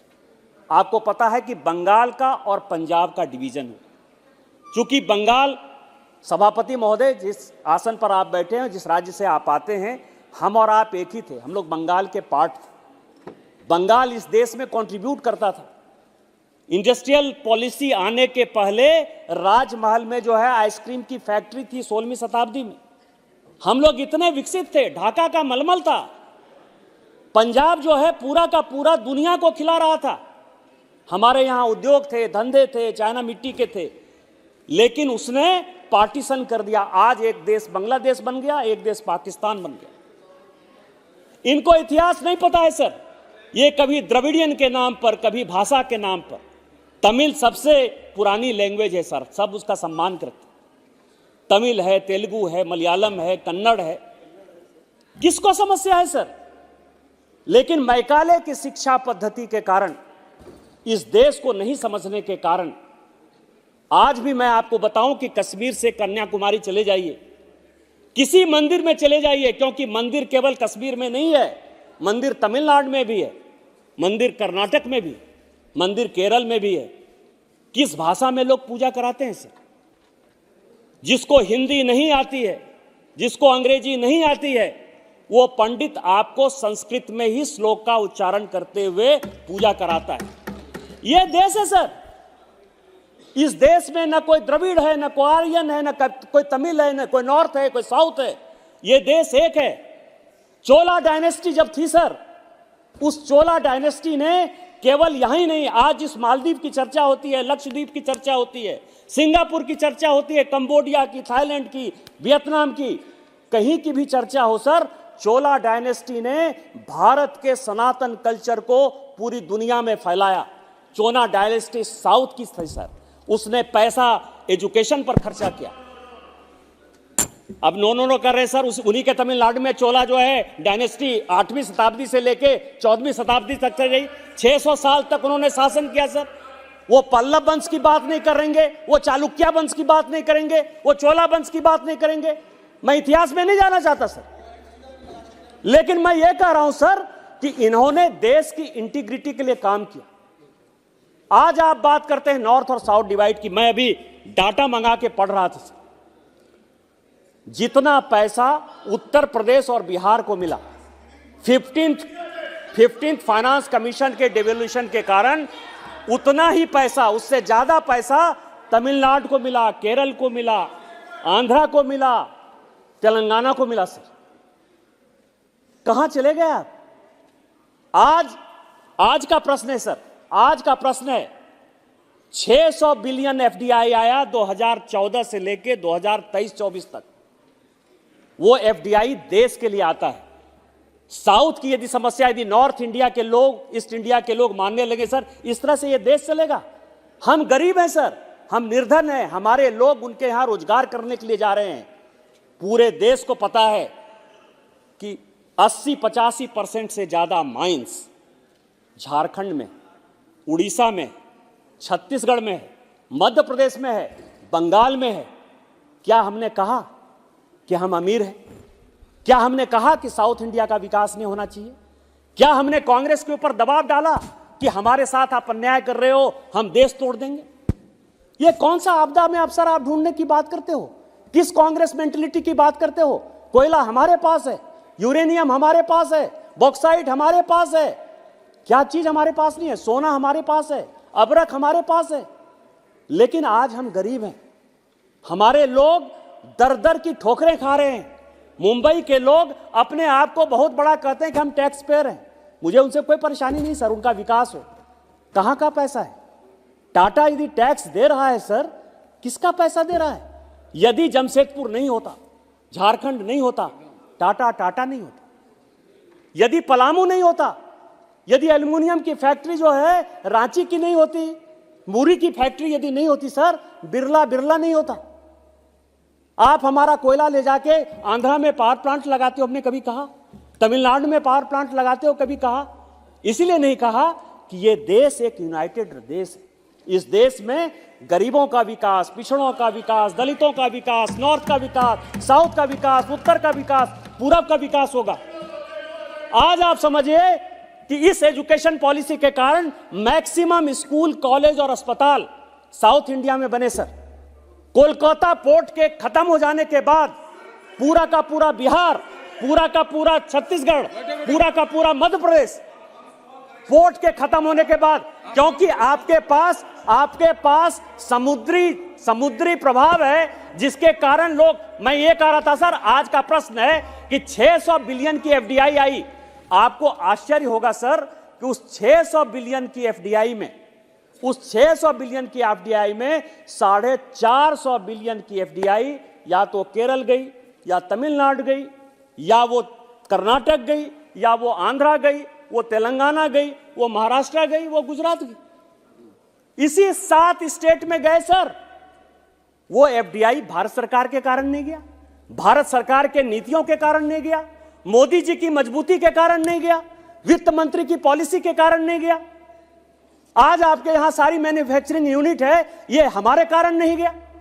यदि आज आपके बच्चे, यूक्रेन का युद्ध हो रहा है तो मैक्सिमम बच्चों को निकालती है तो भारत सरकार निकालती है सर। महीने का धक्का आसान करती है क्या? उस वक्त नॉर्थ और साउथ देखते हैं। आज इजराइल के युद्ध में मैक्सिमम साउथ इंडियन, यदि केरल में, मिडिल ईस्ट में कोई प्रॉब्लम होता है तो आप क्या बात करते हो? ये देश और जो है एक यूनाइटेड पॉलिसी से चलता है सर। आज आप किस तरह का माहौल क्रिएट करना चाहते हो?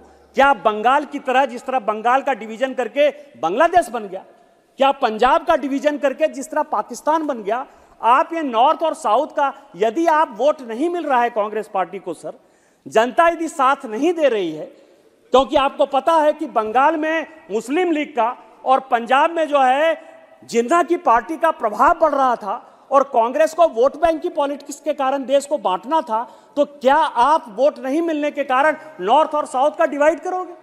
क्या इसी तरह से देश चलाओगे? स्मॉल करेक्शन, पंजाब में जिन्ना की पार्टी को वोट नहीं मिल रहा था, उनका बढ़ोत नहीं हो रहा था, दूसरे पार्टी यूनियनिस्ट पार्टी थी, उसकी बढ़ोत हो रहा था उस समय। Thank you sir.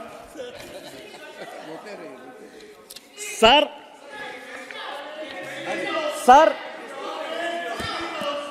मिस्टर राजा, आई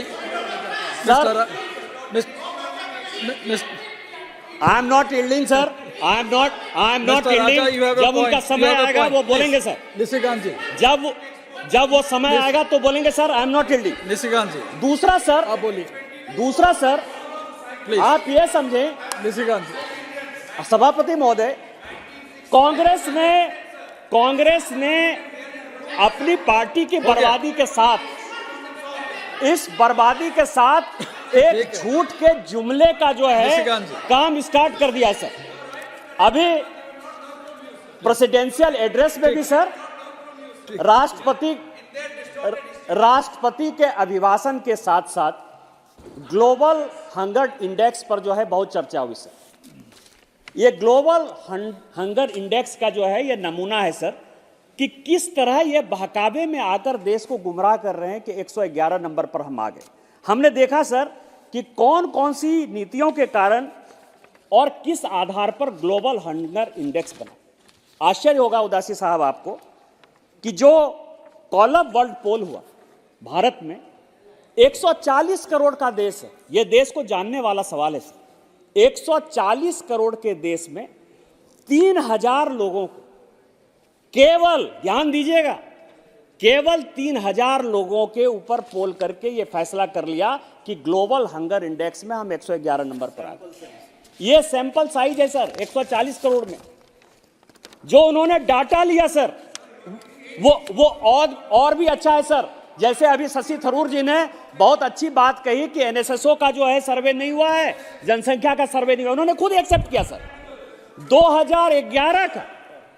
2011 का यूपीए के सरकार के समय का जो है ये डाटा लेके सभापति महोदय 2011 का वो लोगों को, और उसमें भी सर्वे साइज कितना है, 1 लाख आदमी। 2011 में जो उन्होंने डाटा लिया वो 1 लाख आदमी का डाटा लिया सर। इसके बाद जो उन्होंने एग्रीकल्चर प्रोसेस की बात कही सर, वो डाटा उनका 2012 का है। 3000 लोगों को फोन कॉल करते हैं, 2011 का डाटा ले लेते हैं 1 लाख लोगों का, और एग्रीकल्चर में जो है 2012 का एक डाटा ले लेते हैं। अरे राम राज्य तो 2014 के बाद आया है। 2014 के बाद यदि आप कहते तो बात समझ में आती। देश को क्यों गुमराह कर रहे हो? और यदि उन्हीं के आधार पर तय किया जाए तो आज ग्लोबल हंगर इंडेक्स में बड़े अथॉरिटी के साथ मैं बोलता हूं कि भारत 48 नंबर पर है। इसके लिए माननीय मोदी जी और वित्त मंत्री दोनों बधाई के पात्र हैं। उनके कारण जो है इस देश में गरीबी घटी। सर, इस बजट की, अभी तक तो मैं बहकावे में था, इस बजट की कुछ बातों को मैं बोलना चाहता हूं सर। सभापति महोदय, इस बजट में एक बड़ी अच्छी बात है जिसमें कहा गया कि एक कमेटी बनेगी जनसंख्या और पॉपुलेशन कंट्रोल के लिए, पॉपुलेशन के लिए और डेमोग्राफिक चेंज के लिए, पॉपुलेशन के लिए और डेमोग्राफिक चेंज के लिए। मैं जिस राज्य से आता हूं उस राज्य में मैं 2009 से चिल्ला रहा हूं कि हमारी पूरी की पूरी डेमोग्राफी बदल रही। हमारे जो जिले हैं उसमें एक समुदाय विशेष का जनसंख्या बढ़ रहा है। यह बनाने की आवश्यकता क्यों पड़ी सर? मैं अभी यात्रा को देख रहा था, काफी यात्रा को, कि एक कमेटी बनी है पॉपुलेशन पर, डेमोग्राफी पर। माननीय प्रधानमंत्री जी ने कहा है कि जब तीसरा टर्म आएगा 370 हमारी केवल सीटें होंगी और 400 से ऊपर जब एनडीए पार होगा तो हम बड़े बड़े चीजें करेंगे। तो मुझे लगा कि क्या बड़ी चीजें हो सकती है और क्यों, इसकी क्यों आवश्यकता पड़ी सर? हमारी क्या नीति है और यूपीए की क्या नीति है? हमने 2 बड़े यात्रा की। इस पार्टी ने, भारतीय जनता पार्टी ने 2 बड़े यात्रा किए सर। एक यात्रा हुआ और दोनों माननीय प्रधानमंत्री जी जिसमें सहभागी रहे, जिसमें प्रभावी रहे और जिन्होंने संकल्प से उस यात्रा को सिद्धि तक पहुंचाया। वो 2 यात्रा क्या थी? एक यात्रा थी सोमनाथ से लेके अयोध्या तक। हमने कहा कि पुनर्जागरण होने की आवश्यकता है, जैसे सोमनाथ बना वैसे ही हम अयोध्या बनाएंगे। एक संकल्प था जिसको कि हमने सिद्धि में पहुंचाया और आज अयोध्या में भगवान राम का मंदिर बन गया। दूसरी यात्रा थी हमारी कन्याकुमारी से कश्मीर, और हमने ये बताया कि कन्याकुमारी से कश्मीर एक है, कश्मीर में धारा 370 है, 35A है। इस देश में 2 निशान, 2 विधान और 2 प्रधान नहीं चलेंगे। हम 370 खत्म करेंगे और दोनों संकल्प को हमने सिद्धि तक पहुंचाया। यह हमारी यात्रा का उद्देश्य था। इनकी यात्रा का क्या उद्देश्य है? आपदा में अवसर ढूंढना सर। आपदा कहीं है तो उसको अवसर में कैसे तब्दील करो। मैं जनसंख्या पर, डेमोग्राफी पर बात कर रहा हूं जो इस बजट का पार्ट है। ध्यान से सुनिए। कोरोना में यदि आपदा आया तो माननीय प्रधानमंत्री जी ने उसमें अवसर ढूंढा। कैसे लोगों को रोजगार मिलेगा, कैसे अस्पताल में ऑक्सीजन के सिलेंडर पहुंचेंगे, कैसे ऑक्सीजन के प्लांट लगेंगे जो 70 साल में आपने नहीं किए। देश को आत्मनिर्भर बनाए। इन्होंने क्या किया? ये मणिपुर से शुरू करते हैं। पूरे देश को यह पता है सर, मणिपुर के हालात बहुत ही खराब हैं। इसके बावजूद भी ये जो टुकड़े टुकड़े गैंग की मानसिकता है इस कांग्रेस की, इसने आपदा में अवसर ढूंढा और मणिपुर से अपनी यात्रा को स्टार्ट किया। और कहां गया? गौरव गोगोई बहुत चिल्ला रहे हैं। आपने यात्रा का रूट क्या बनाया? आपने बरपेटा भेजा, नौगांव भेजा, धुबरी भेजा, हमारे यहां मालदा आया, मुर्शिदाबाद आया, किशनगंज आया, कटिहार आया, पूर्णिया आया, अररिया आया, किशनगंज आया, पाकुड़ आया, साहबगंज आया, गोड्डा आया। ये सब बांग्लादेशी घुसपैठियों का केंद्र है सर। ये सब बांग्लादेशी घुसपैठियों का केंद्र है।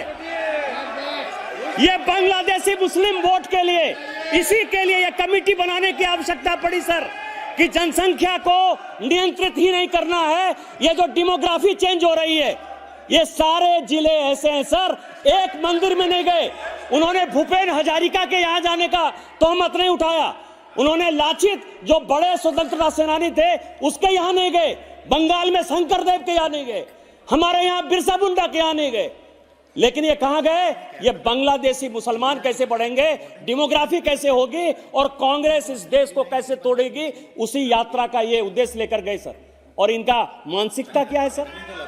एक सूर्यकांत त्रिपाठी निराला की एक बड़ी अच्छी कविता है सर कि पेट पीठ दोनों मिलकर हैं एक, चल रहा लकुटिया टेक, मुट्ठी भर दाने को भूख मिटाने को। कल का क्या है वीडियो सर? कल का वीडियो इस देश को सोचने समझने और देखने का बात है और कांग्रेस की मानसिकता दिखाता है। इस गांव में, हमारे गांव में, झारखंड के गांव में लोग जो है आज भी इतने गरीबी में जीते हैं कि वो अपने परिवार को यदि पालन पोषण कर लें तो बहुत है सर, कुत्ता नहीं पालते। कुत्ता को बिस्किट देते देते राहुल गांधी ने एक आदमी को कुत्ता वाला बिस्कुट दे दिया सर। क्या यही देश है? क्या यही यात्रा है? ये कल का वीडियो जो है फॉलोअर है सर, क्या यही देश है सर? और इसी कारण से मैं आपको बताऊं, इस देश में कुत्ते का बड़ा खेल है सर।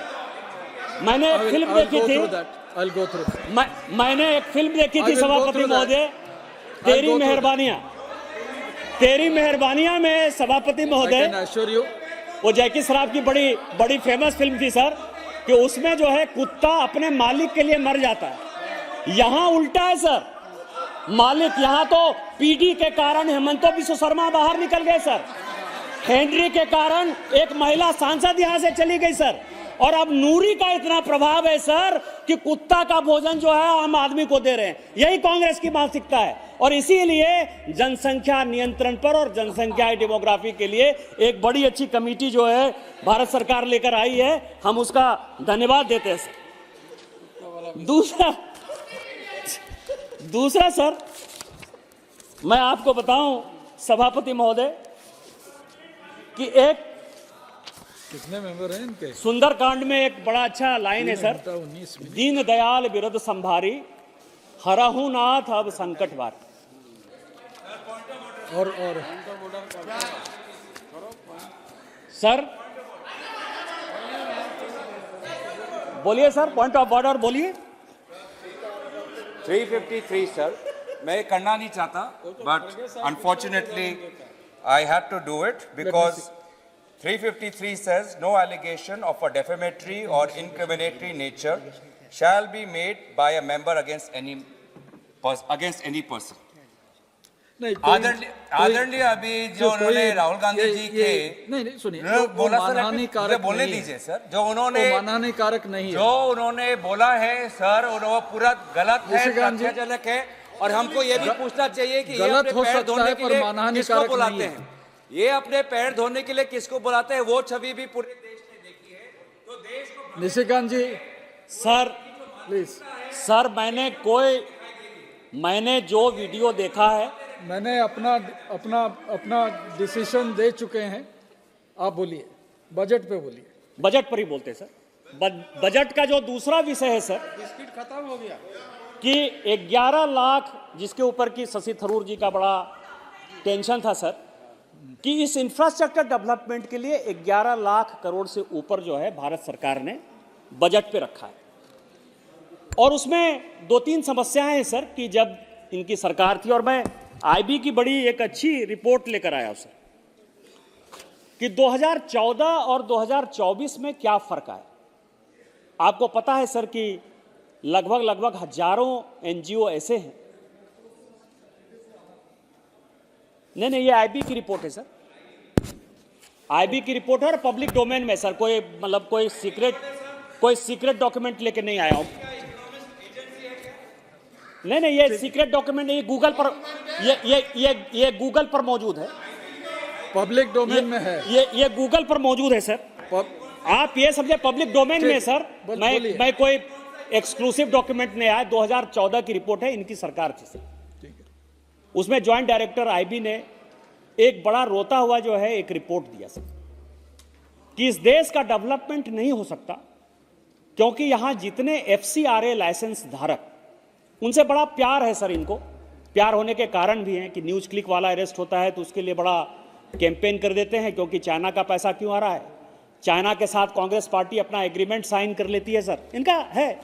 जब यहाँ भारत में जो है डोकलाम में और कहाँ पूरा चिल्लाते रहते हैं, जब पूरा हंगामा चल रहा है चाइना के साथ, भूटान में जब वो घुस जाते हैं तो उनके राजदूत के साथ जो है इनके नेता को, नाम नहीं बोलूंगा सर नहीं तो फिर पॉइंट ऑफ ऑर्डर हो जाएगा, लेकिन मान लीजिए सर युवराज को जो है परेशानी होती है तो वो चाइना के जो है एम्बेसडर के साथ मिल लेते हैं। तो इनकी जो सोच समझ है सर कि देश को टुकड़े टुकड़े करने वाले गैंग के साथ ये खड़े हुए नजर आते। लेकिन आपको ये लगेगा सर कि दो रिपोर्ट है, एक एम.के. नारायण की रिपोर्ट है जो उन्होंने केवाईसी नॉर्म्स के बारे में कहा कि किस तरह से जो अपना स्टॉक मार्केट में जो चीजें आ रही उसमें से उनको लगता है कि टेरर का पैसा। और दूसरा ये आईबी की रिपोर्ट है, वो ये कह रहे हैं कि एफसीआरए लाइसेंस, क्योंकि राजीव गांधी फाउंडेशन को भी एफसीआरए लाइसेंस था सर, इनकी और भी एनजीओ को एफसीआरए लाइसेंस है, तो उसमें इनको बड़ा समस्या होता है एफसीआरए को खत्म करने के लिए।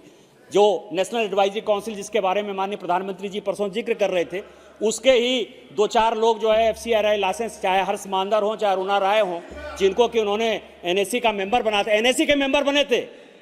मैं ऑन रिकॉर्ड, यदि भारत सरकार के आप पदाधिकारी रहिएगा तो उसके बारे में कहूंगा। ये सारे लोग जो है देश में जहां कहीं भी इंफ्रास्ट्रक्चर का जो है विकास होना होता है वहां ये आंदोलन करते। इस कारण से कोल के खिलाफ हमारे यहां आंदोलन है, उस कारण से न्यूक्लियर के खिलाफ आंदोलन है, उसके कारण से लोगों को पीने का पानी और डैम के खिलाफ आंदोलन है, उसके खिलाफ रोड बनाने का आंदोलन है, उसके खिलाफ फैक्ट्री बनाने का आंदोलन है। ये पूरी आईबी की रिपोर्ट में कहा गया सर। और इनका क्या काम था? उस सारे रिपोर्ट पर सो जा। माननीय प्रधानमंत्री जी आए और माननीय प्रधानमंत्री जी ने और पूरी भारत सरकार ने एक बड़ा फैसला किया कि ये जितने सो कॉल्ड एनजीओ हैं जो दुनिया में दूसरे देश से, आप ये समझिए कि मेरे यहां लोग मरे या जिए, इस कोरोना के बाद ये पूरे देश को समझने की आवश्यकता है, दुनिया को समझने की आवश्यकता है सभापति महोदय। जब कोरोना में पूरी दुनिया मर रही थी, हम भी मर रहे थे, सभी लोगों ने अपने अपने बॉर्डर को बंद कर दिया। कोई हमारे नागरिक को या हम उसके नागरिक को लेने को तैयार नहीं थे। उनको लगा कि देश बचेगा, देश के नागरिक बचेंगे तभी हम बचेंगे। आज पूरी दुनिया, चाहे अमेरिका हो चाहे ब्रिटेन हो, हमारे लोगों को रोजगार देने के लिए जो है वो वीजा पॉलिसी में बड़ा परिवर्तन कर रहे हैं। और हमको लगता है कि अमेरिका का फंडेड पैसा आ रहा है और हमारे लोगों को बचाने की बात कर रहा है।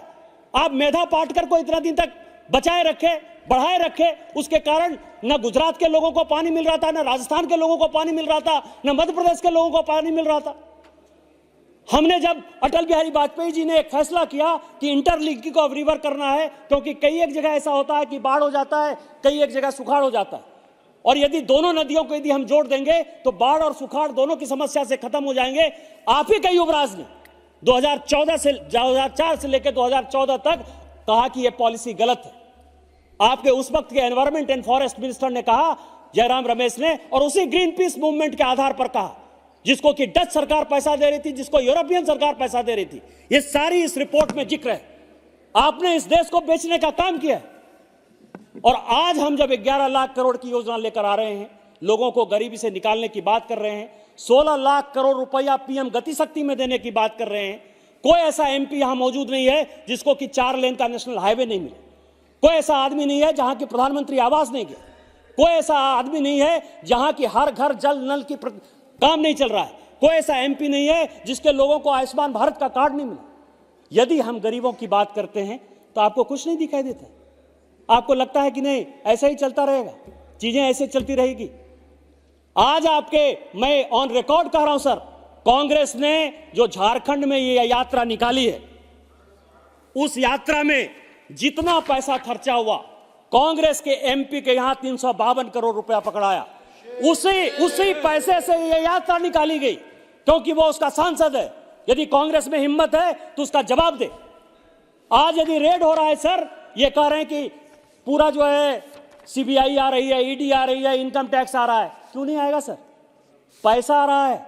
आप ये देखें कि यदि मैं 2023-24 का जानने का बात है, 2023-24 में अभी 9 महीना ही हुआ सर, 1500 करोड़ रुपया कैश पकड़ाया और लगभग 1000 करोड़ का जेवर पकड़ाया।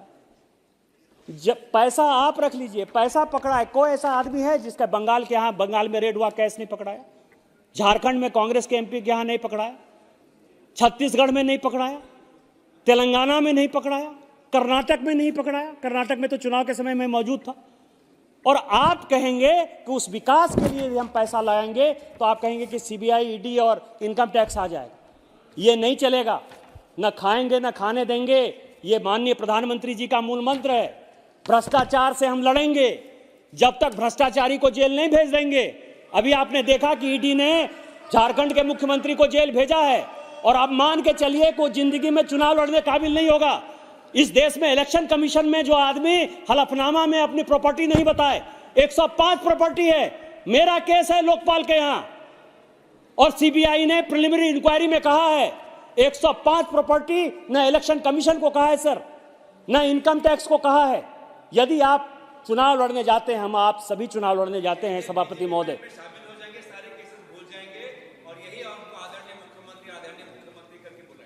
सर मेरे ऊपर 42 केस है, मेरे ऊपर, मेरे माँ के ऊपर, मेरे पिताजी के ऊपर, मेरे पत्नी के ऊपर, मेरे भाई के ऊपर, मेरे बेटे के ऊपर, मैं सारे केस लड़कर आया हूं। आपकी तरह मुख्यमंत्री की तरह भगौड़ा नहीं था जो भाग गया।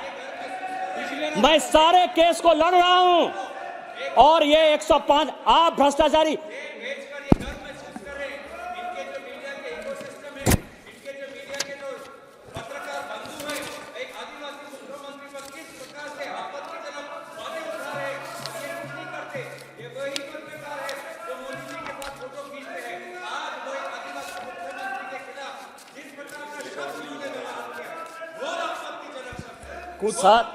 कुछ रिकॉर्ड में नहीं जा रहा है।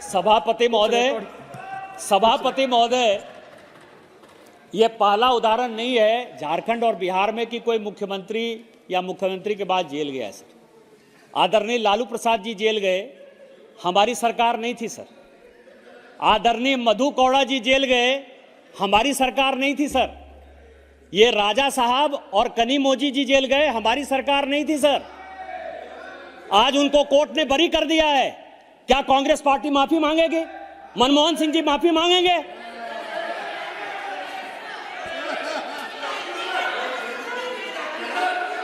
मैं तो कह रहा हूं माफी मांग कि आपको बरी कर दिया कोर्ट में, लेकिन आपको मनमोहन सिंह ने, सोनिया जी ने जेल भेजा। राजा जी आपके करुणानिधि को भ्रष्टाचार में उन्होंने जेल भेजा, हमने नहीं भेजा। हम तो आपके साथ हैं, हमारी सिंपैथी आपके साथ है, लेकिन वो कांग्रेस को देखो, आपकी सरकार को बर्खास्त कर दिया। सर इस बजट में दो और महत्वपूर्ण बात है। मैं अपनी बात जो है छोटी छोटी बात करके जो है, मैंने बहुत समय ले लिया सर। दो बहुत बात है। एक बात है सर कि अध्यात्म से पर्यटन तक, ये देश जो है वो सनातन देश है सर, और सनातन देश ये है। 35 मिनट्स हो गए, बस 5-7 मिनट में खत्म करूंगा। केवल दो छोटे छोटे पॉइंट्स हैं।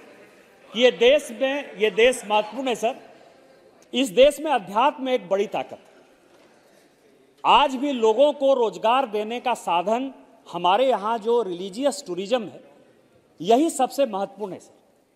लोग मेले में जाते थे, आपको ध्यान हो कि उस वक्त कॉलरा हो जाता था, लेकिन बरसों वर्षों तक इस भारत सरकार ने कांग्रेस के नेतृत्व में मुस्लिम अपीजमेंट के अलावा कभी भी इस देश के जनमानस को टटोलने की या उनके बारे में सोचने की कोशिश नहीं की।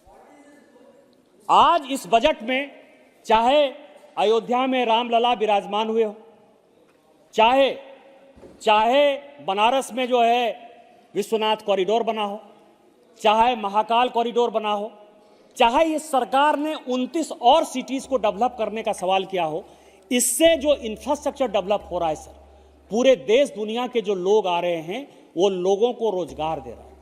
ये दशा और दिशा जो है माननीय प्रधानमंत्री जी ने 2014 के बाद एक ऐसा प्रधानमंत्री है सर जिसको कि भगवान के आगे सर नवाने में, झुकने में जो है बहुत फक्र महसूस होता है। एक उसके युवराज हैं, हमारे यहाँ मंदिर में गए सर, वो पटक पटक के जैसे लगता था कि वो पूरा का पूरा चौकी है सर। देवघर मंदिर में पूजा करते हुए देख लेंगे तो मुझे ही शर्म आता है कि क्यों गए। हमको तो भगवान का 2 मिनट का दर्शन हो जाता है तो लगता है कि जीवन धन्य हो गया। ये परिवर्तन है सर सोच का। आप सेकुलरिज्म करते रहिए, मुस्लिम अपीजमेंट करते रहिए। इस देश के लोगों को अध्यात्म में रुचि है और वो पर्यटन जो है आगे बढ़ाता है। इसके लिए हम माननीय प्रधानमंत्री जी के प्रति शुक्रगुजार हैं और भारतीय जनता पार्टी के कार्यकर्ता होने के नाते हमको लगता है कि राम राज्य की परिकल्पना हो रही है। तीसरा अंतिम पॉइंट सर, अंतिम पॉइंट यह है कि इस बजट में एक अंतिम लास्ट, आपको अंग्रेजी आती है, हमको हिंदी आती है, हम हिंदी मीडियम स्कूल में पढ़े, क्या करिएगा, यही फर्क है। आप तमिल में बोलते अच्छा लगता, तेलुगु में बोलते अच्छा लगता, कन्नड़, मराठी, मलयालम में बोलते अच्छा लगता। किसने आपको अंग्रेजी सिखा दिया? अंग्रेजी हमारी भाषा नहीं है। आप देखें कि ब्रिटेन में जो है, ब्रिटेन के लोग यदि जाते हैं पेरिस तो वो जो है फ्रेंच ही बोलते हैं, वो दूसरी भाषा नहीं बोलते हैं, जर्मन ही बोलते हैं लोग। अपनी भाषा पर गर्व होना चाहिए। आप तमिलियन है, तमिल भाषा बोलिए। अंग्रेजी बोलकर आप तमिल हमको समझ में आएगा, नहीं आएगा तो ट्रांसलेशन कर लूंगा मैं। दूसरा सवाल है सर, ये मैकाले की शिक्षा पद्धति के कारण इसीलिए नॉर्थ साउथ डिवाइड है। देश के बारे में नहीं पता है, अध्यात्म के बारे में नहीं पता है, कल्चर के बारे में नहीं पता है, प्रधानमंत्री के बारे में नहीं पता है, मंदिर की इकोनॉमी के बारे में नहीं पता है। अंतिम सवाल सर, अंतिम जो चीज है सर कि मध्यम वर्ग, सबसे यदि लोग नौकरी करने के लिए जाते हैं तो वो अपने किराए के मकान में रहते, वो झुग्गी झोपड़ी में रहते, चौल में रहते, बंबई के कई एक जगह चौल में रहते। और इसके बारे में, गरीबों के बारे में सोचा हमने कि 3 करोड़ से 5 करोड़ आवास हो जाएगा, शहरी के लिए हो जाएगा, ग्रामीण के लिए हो जाएगा, जल जीवन मिशन हो जाएगा। लेकिन किसी भी सरकार ने मध्यम वर्ग के उन लोगों के लिए जो कि अपना जीवन शहर में चौल में बिता रहे हैं, झुग्गी झोपड़ी में बिता रहे हैं, जो किराए के मकान में रहते हैं और जीवन भर वो किराए के मकान में रहते हैं, जब बूढ़े हो जाते हैं तो उनके बच्चों की भी शादी नहीं होती, क्योंकि उनको लगता है कि इसको रहने के लिए इतने वर्षों के बाद अपना मकान भी नहीं है। उसके लिए माननीय प्रधानमंत्री जी ने इस बजट में एक बड़ा ही लैंडमार्क घोषणा किया है, जो बजट के बाद पूरा होगा। और वो जब पूरा हो जाएगा तो सभी लोगों को अपना मकान होगा, कोई किराए के मकान में नहीं होगा, कोई चौल में नहीं होगा, कोई झुग्गी में नहीं होगा। इसके लिए हम माननीय प्रधानमंत्री जी के शुक्रगुजार हैं। और माननीय प्रधानमंत्री जी एक काम जो हमेशा करते हैं, जो ये लोग कभी नहीं करते हैं, कि उनको कभी अहंकार नहीं है। ये लोग तो अपने आप को राजा मानते हैं, हमेशा अहंकार है। वो हमेशा विद्यार्थी की तरह रहते हैं सर। और विद्यार्थी का जो 5 लक्षण है कि काक चेष्टा, बको ध्यानं, स्वान निद्रा तथैव च, अल्पाहारी गृह त्यागी विद्यार्थी पंच लक्षणम, उनका काक की तरह चेष्टा है कि इस देश के गरीबों को जो है आगे करना है। बगुले की तरह ध्यान है कि उस योजना को कैसे पूरा करना है। कुत्ते की तरह उनकी नींद है, श्वान की तरह उनकी नींद है, जो किसी भी आहट को सबसे पहले आपदा को पहचानती है। उनका जो है अल्पाहारी, कम खाते हैं सर, और चूंकि घर परिवार नहीं है तो गृह त्यागी हैं। इस 5 लक्षण के कारण हमें गर्व है कि हम भारतीय जनता पार्टी के कार्यकर्ता हैं, मोदी जी हमारे नेता हैं और इस अवसर पर इस बजट को लेकर आए हैं। आपने मुझे वक्त दिया, इन्हीं शब्दों के साथ जय हिंद, जय भारत। धन्यवाद निशिकांत जी। तिरुदयानिधि मारन சார், வணக்கம் சார். அவைத்தலைவர்களுக்கு முதல் வணக்கத்தை தெரிவித்துக் கொள்கிறேன். இந்த இடைநிலை நிதி அறிக்கை ஒரு பெரிய கண் துடைப்பு, ஒரு மிகப்பெரிய ஏமாற்றத்தை தந்துள்ளது. குறிப்பாக ஏழை மக்களுக்கு இந்த நிதிநிலை அறிக்கை மூலமாக எந்த பயனும் இல்லை.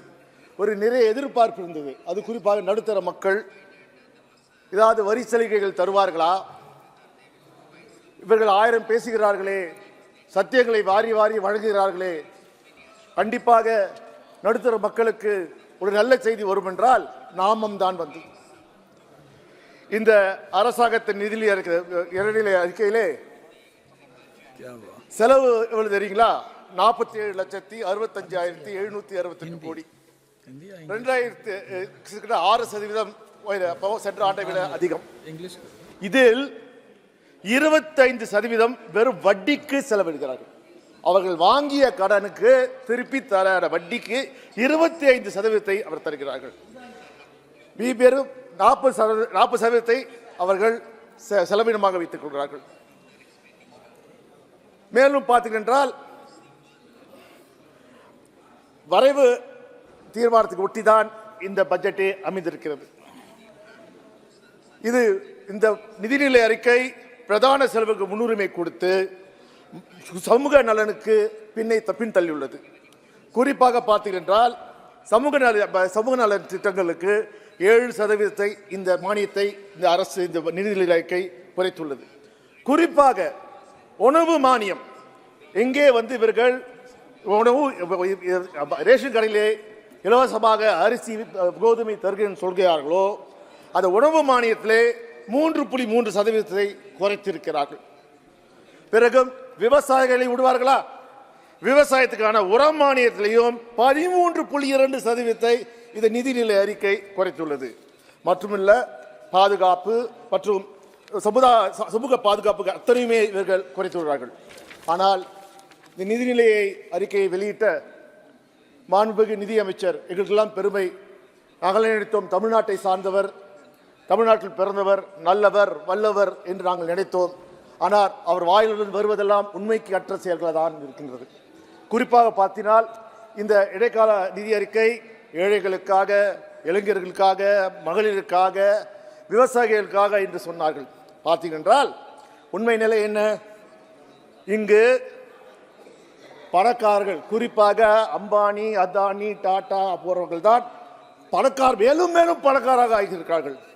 ஏழைகள் இன்னும் பரம ஏழைகளாக போய்கொண்டிருக்கிறார்கள்.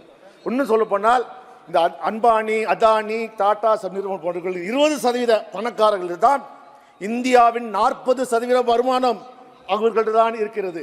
ஆனால் நடுத்தர மக்கள் இன்னும் ஏழையாகி கொண்டிருக்கிறார்கள். அவர்கள் வருமானம் 20% குறைந்து கொள்கிறது. இன்னும் சொல்ல போனால் சிலருக்கு வருமானமே இல்லாத நிலைமை வந்திருக்கிறது. இளைஞருக்கு வேலை வாய்ப்பு தருகிறேன் என்று சொல்கிறார்கள். எங்கே திருப்பி ஒரு ஆட்சி தந்தால் இளைஞர்கள் தருவார்களா? ஐயா பிரதமர் அவர்களே, என்ன சொன்னீர்கள்? 2014ஆம் ஆண்டு ஆண்டுக்கு 2 கோடி பேருக்கு வேலை வாய்ப்பு தருகிறேன் என்று சொன்னீர்களே, அது என்னாச்சு? 10 ஆண்டுகளாக வெறும் வாயில் வடை சுட்டீர்களே, அதை தவிர வேற என்ன செய்தீர்கள்? இதுவரைக்கும் வேலை வாய்ப்பு இல்லை இல்லை இல்லை. பெண்களுக்கு வேலை வாய்ப்பு குறைந்து கொண்டே இருக்கிறது. 2016-17 11.88% குறைந்திருக்கிறது. 2021-22 7.96% குறைந்திருக்கிறது. இன்னும் இந்த பெண்களுக்கு வேலை வாய்ப்பு குறைந்து கொண்டே இருக்கிறது. 2014 திரு பிரதமர் மோடி அவர்கள் என்ன சொன்னார்கள்? நாங்கள் ஆட்சிக்கு வந்தால் விவசாயிகளின் வருமானத்தை இரட்டிப்பு ஆக்குவோம் என்றீர்கள். இரட்டிப்பு ஆனதா? இல்லையே. இன்றைய நிலை என்ன? பணவீக்கத்தால் விவசாயத்துறை, விவசாயிகள் நிலைமை அழிந்து கொண்டிருக்கிறது. நீங்கள் என்ன செய்கிறீர்கள்? அம்பானிகளுக்கும், அதானிகளுக்கும், டாடாஸுக்கும் வாராக்கடன்களை தள்ளுபடி செய்கிறீர்கள். பணக்காரர்களான கடனை தள்ளுபடி செய்கிறீர்கள். ஆனால் விவசாயிகளின் கடன்களை இதுவரை நீங்கள் தள்ளுபடியே செய்யவில்லை. அதற்கு மாறாக விவசாயிகளுக்கு எதிரான விவசாய மசோதாக்களை கொண்டு வந்தீர்கள். ஆனால் இந்தியாவை மக்கள் உறுதித்த குரலை எதிர்த்த பெண் அந்த மசோதாவை நீங்கள் பின்னுக்கு வாங்கிக் கொண்டீர்கள். முன்னு பார்த்தீர்கள், சில்லறை விற்பனை பணவீக்கம் இந்த 8 ஆண்டில் 7.8% உயர்ந்திருக்கிறது. மொத்த விலை பணவீக்கம் 9 ஆண்டில் 15.8% ஏறி இருக்கிறது. RBI சொல்கிறது 6% இது சில்லறை பணவீக்கம். ஆனால் நமது பணவீக்கம் 7.8 போயிட்டு. அது அத்தியாவசிய பொருட்களின் விலை ஏறிக்கொண்டே இருக்கிறது. இந்த 30 ஆண்டுகள் இல்லாத அளவிற்கு அத்தியாவசிய பொருட்கள் பணவீக்கம் ஏறிக்கொண்டிருக்கு. இந்த நிலைமை என்ன? அதாவது சேமிப்புகளை, மக்கள் தங்கள் சேமிப்புகளை அவர்கள் பொழுது கழித்து கொண்டு வருகிறார்கள். வேறு வழி இல்லை. எதுக்கெல்லாம் சேமித்து போயிருந்தார்களோ அத்தனையும் அவர்கள் என்று கொண்டு வருகிறார்கள். குறிப்பாக பார்த்தீர்கள், இந்த பாஜக அரசு வந்த நாள் முதல் தமிழ்நாட்டுக்கு எதிர்ப்பான ஒரு அரசாகவே திகழ்ந்து கொண்டிருக்கிறது. சென்ற ஆண்டு மிக்ஜாம் புயல் என்ற மிகப்பெரிய கொடூரமான புயலை நமது தமிழ்நாடு, குறிப்பாக சென்னை சந்தித்தது. எங்கள் மாண்புமிகு முதல்வர் திரு மு க ஸ்டாலின் அவர்கள் பிரதமரை சந்தித்து, நேரடியாக சந்தித்து சுமார் 7033 கோடி கேட்டார். மிகவும் அது மட்டும் இல்லாமல் நிரந்தர நிறைவாக ஒரு 12,650 கோடியை கேட்டார்கள். இதுவரைக்கும் எங்களுக்கு வந்தது என்ன? 0 தான். ஒரு நயா பைசா கூட ஒன்றிய அரசிலிருந்து வரவில்லை. இத்தனைக்கும் ராணுவத்துறை அமைச்சர் ராஜ்நாத் சிங் வந்தார், பார்த்தார். ஏன் நிதியமைச்சர் நிர்மலா சீதாராமன் வந்தார்கள், பார்த்தார்கள், கையை சேர்த்தார்கள், வெறும் வாய்ப்பேச்சு பேசினார்கள், இன்டர்வியூ கொடுத்தார்கள், ₹1 தர வக்கில்லாமல் சென்று விட்டார்கள். எப்படின்னா இதில் கொடுமை என்னென்றால், நாங்கள் கேட்டோம், என்ன கேட்டோம்? ஐயா, நாங்கள் உங்கள் காசை கேட்கவில்லை, எங்கள் வரிப்பணத்திலிருந்து கொடுங்கள் என்று எங்கள் தமிழகத்தின் எதிர்காலம் திரு உதயநிதி ஸ்டாலின் அவர் கேட்டார். நாங்கள் உங்கள் வீட்டு காசை கேட்கவில்லை, உங்க அப்பா வீட்டு காசையும் கேட்கவில்லை, எங்கள் வரிப்பணத்தை தருகின்றார். அதற்கு நமது நிதியமைச்சர் ஒரு பிரஸ் கான்ஃபரன்ஸ் வைக்கிறார். 1 மணி நேரம் எங்களை வசைப்பாடினார். வசைப்பாடி என்ன சொன்னார்? திரு உதயநிதி ஸ்டாலின் மரியாதையாக நடந்து கொள்ள வேண்டும், உங்க அப்பா வீட்டு காசு, உங்க ஆத்தா வீட்டு காசு எல்லாம் கேட்கக்கூடாது, மரியாதையாக இருக்கணும். ஆனா அவருக்கே தெரியவில்லை, பிரதமர் அவர்களே உங்க சாச்சா வீட்டு காசான்னு கேட்டாரு. அப்போ நிர்மலா சீதாராமனுக்கு அறிவுரை சொல்ல நேரம் இல்லையா? நான் கேட்கிறேன், நிர்மலா சீதாராமன் அவர்களே, உங்க ஆத்தா வீட்டு காசெல்லாம் சொல்றீங்களே, நான் திருப்பி கேட்டேன், உங்க தோப்புனார் வீட்டு காசை நான் கேட்டோம்னு கேட்டால் நல்லா இருக்குமா? இருக்காது இல்ல? அதேதான், உங்கள் பேச்சில் வன்மம் இருக்கிறது, அதை நாங்கள் கண்டிக்கின்றோம். அதே போல் பார்த்தீங்கன்றால்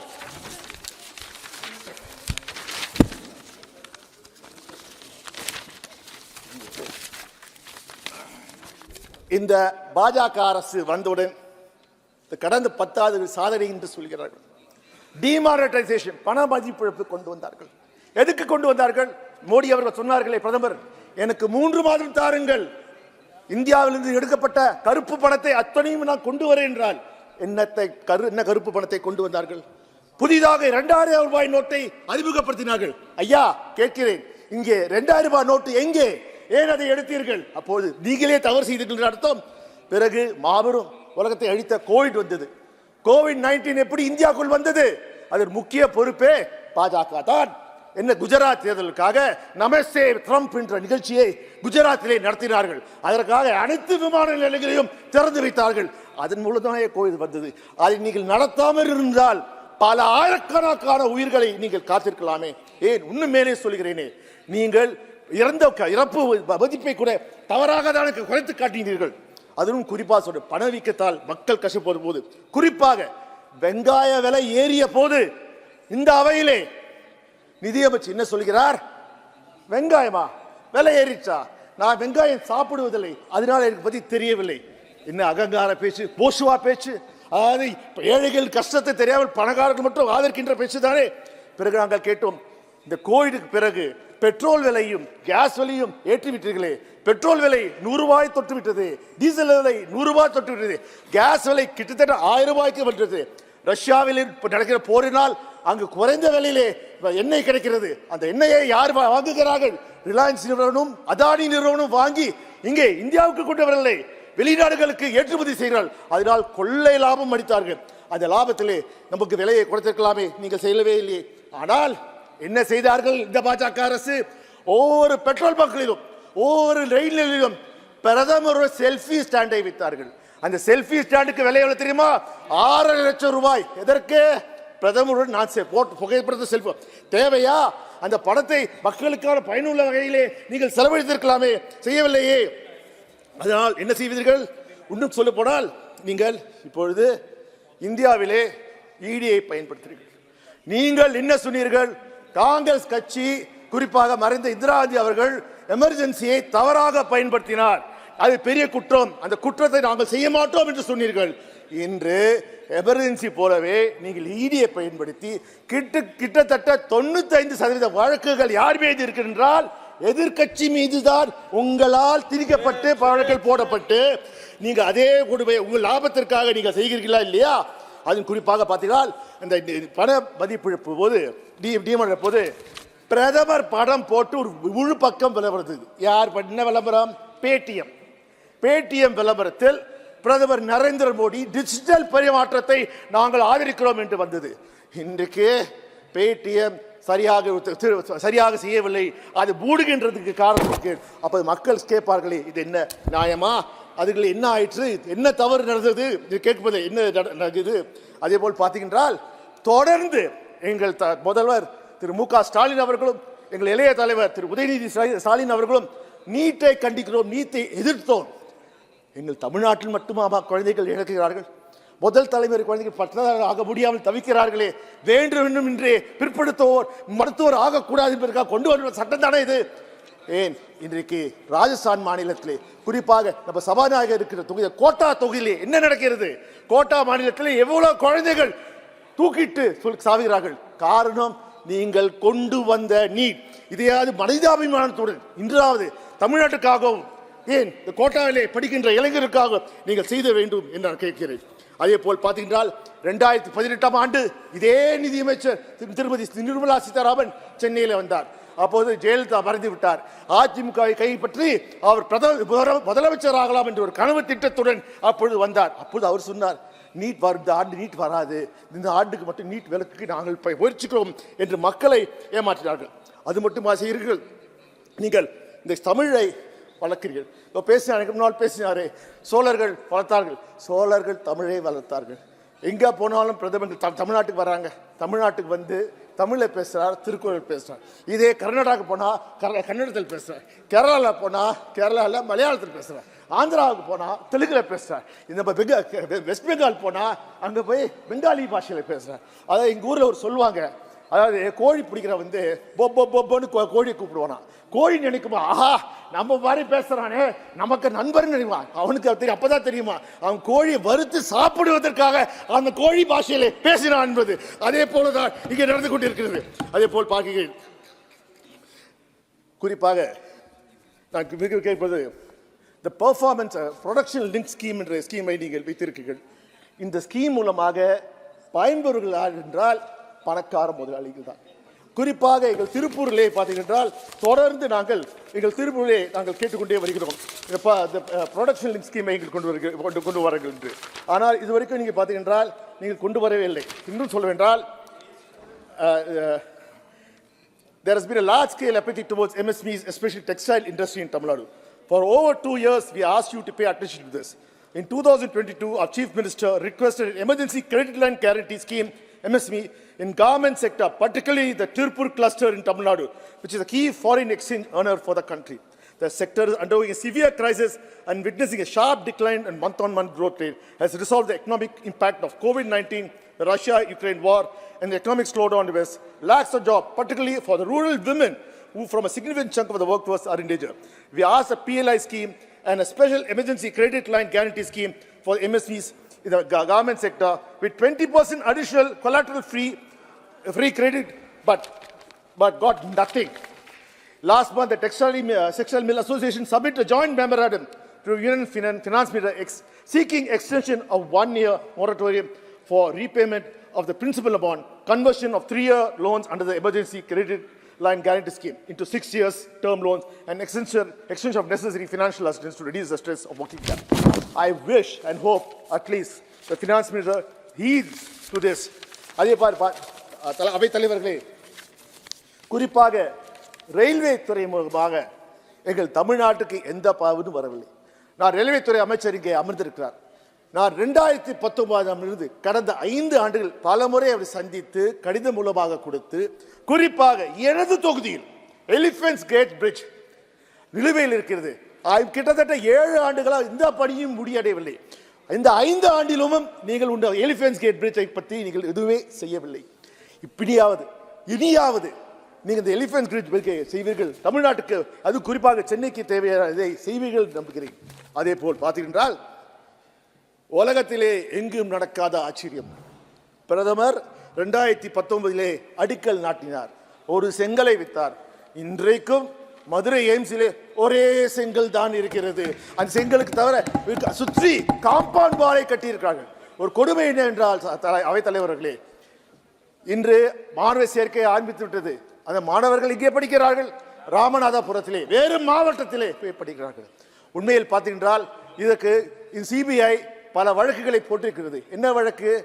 கட்டமைப்பு இல்லாத நிறுவனங்கள் எப்படி மாணவர்கள் சேர்க்கை செய்யலாம், அவ்வாறு சேர்க்கை செய்தால் அது இந்தியா சட்டத்தின்படி குற்றம் இருக்கிறது.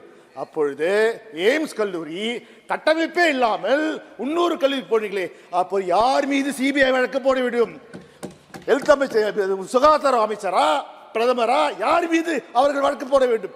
உங்களுக்கு வந்தா ரத்தம், எங்களுக்கு வந்தா தக்காளி சட்னியா? நான் கேட்கிறேன். இவ்வாறு தொடர்ந்து நீங்கள் தமிழ்நாட்டை புறக்கணிக்காதீர்கள். தமிழ்நாட்டுக்கு அது குறிப்பாக இன்னும் சொல்ல போனால் அறிஞர் அண்ணா சொல்வார்கள், வடக்கு வாழ்கிறது தெற்கு தேய்கிறது. இப்பொழுது என்னன்னா, தெற்கிலிருந்து வர நிதியிலிருந்து வடக்கு செழிக்கிறது கொழுக்கிறது தான் சொல்லணும். இன்னும் பார்த்தீர்கள் என்றால் இன்றைக்கு அதாவது தமிழ்நாட்டில் நாங்கள் எங்கள் வரிப்பணத்தை நாங்கள் ஒன்றிய அரசு ₹1 கொடுத்தால் எங்களுக்கு வருவது 29 காசு. ஆனால் இது உத்தரப்பிரதேசத்துக்கு அவர் கொடுக்கின்ற ₹1க்கு ₹2.73 காசு, பீகாருக்கு ₹7.6 நான் சொல்கிறேன், ஐயா, இந்தியா ஒட்டுமொத்தமாக வளர வேண்டும். ஒட்டுமொத்த வளர்ச்சியிலே நாங்கள் எதுவுமே நாங்கள் இல்லை. ஆனால் தமிழ்நாட்டை வஞ்சிக்காதீர்கள். அதே போல் எங்கள் தமிழை வளர்கள். இந்தியாவின் முதல் செம்மொழி தமிழ். நாங்கள் எந்த மொழிக்கும் எதிரானவர்கள், நாங்கள் அத்துணை மொழியும் ஆதரிப்பவர்கள், வரவேற்பவர்கள். ஆனால் மொழி திணிப்பு என்று வந்துவிட்டால் நாங்கள் எங்கள் மொழியை காப்பாற்ற தயங்க மாட்டோம், எங்கள் உயிரையும் கொடுக்க தயாராக இருப்போம். அவை தலைவர்களே, மீண்டும் ஒருமுறை உங்கள் நன்றியை தெரிவித்து, வாழ்க தமிழ், வாழ்க கலைஞர், வாழ்க தலைவர், வாழ்க தலைவர் மு க ஸ்டாலின் கூறி விடைபெறுகின்றேன். Thank you. Sri Sogata Rai. Sir, I rise to speak on the budget. Though this Ghamandia finance minister is not there to listen to our speech. No, that he word is the will Ghamandia not, that, finance minister of the Ghamandia Pradhan Mantri. They do not. You can do away with that word. They do not think it is necessary. It's not written. I'll speak about you, Mr. Vaishnav. Wait a little. The finance minister has given a statement which is provoking all the states. Sir, you know that Tamil Nadu has backed Kerala's suit in Supreme Court against centre's move to stifle states. Karnataka's CM is leading a march to Delhi. West Bengal Chief Minister had a dharna for 2 days demanding money for NREGA. This government wants to finish the opposition-ruled state. That is why the budget is for the rich. It's an anti-poor budget. One example will make it clear. The best project for the poor in this country was the MG-NREGA. Its allocation was 1,11,000 crore in 2021. Now it has come down to 86,000 crores. So for the poorest of the poor, there is no money. Not only that, the Pradhan Mantri Kisan Samman Nidhi, 10 crore landholding farmer families were getting 6,000 per year. There was expectation that it would be raised to about 9,000, but that has not been done. They believe they are already coming to government. I want to remind them, in 2004, you were here in Parliament. They gave the slogan, India Shining. Vajpayee preponed the election. What happened? BJP lost. Do not take the people of the country for granted. अभी से बोल दिया कि हम जीतेंगे, ये it is not wise. And while on this, I want to tell the finance minister, you have given every day you are saying that opposition-ruled states are not cooperating in railway projects. You had said that West Bengal does not seem interested in new railway projects. I totally condemn your statement. The metro projects, which were started in 2010 when Mamata Banerjee was railway minister. They have not been finished yet. And the railway minister is only interested in Vande Bharat trains, fast trains at high cost, denying the poor. Now, one Odia MP is talking to him. He is also from Odisha, so I won't disturb him anymore. So, this is my point against this government. Sir, if you see the budget speech, you are a very careful reader of the budget speech. You will not find certain words. Minority is not mentioned. Working class is not mentioned. And even artificial intelligence is not mentioned. Sir, in West Bengal, 21 lakh NREG workers were not being given their wages for 3 years. And then ultimately, we went on a dharna, we met the Prime Minister, nothing happened. The West Bengal Chief Minister has promised that she will give their money by 21st February. So, this is what the government is all about. So now, let me come to the budget. First, let me mention that one of the major jobs in a budget is to bring structural reforms in the economy. The government has lost the plot. The major structural reforms were carried out between 91 and 96 when Manmohan Singh was finance minister. Tax structures were reformed between 96 and 98. Between 2004 and 14, structural reforms were done in the securities market. After that, none. Yes, GST was a structural reform, but GST laws disrupted existing trade structures. IBC, Insolvency and Bankruptcy Code, was a structural reform, but less than 20% of the bank loans or financial creditors are being recovered through IBC. So IBC failed as a structural reform. Sir, it has been mentioned that there is nobody in the government today who is able to think of policies which will benefit the economy in the next 10 or 20 years. There is nobody equal to Dr. Manmohan Singh.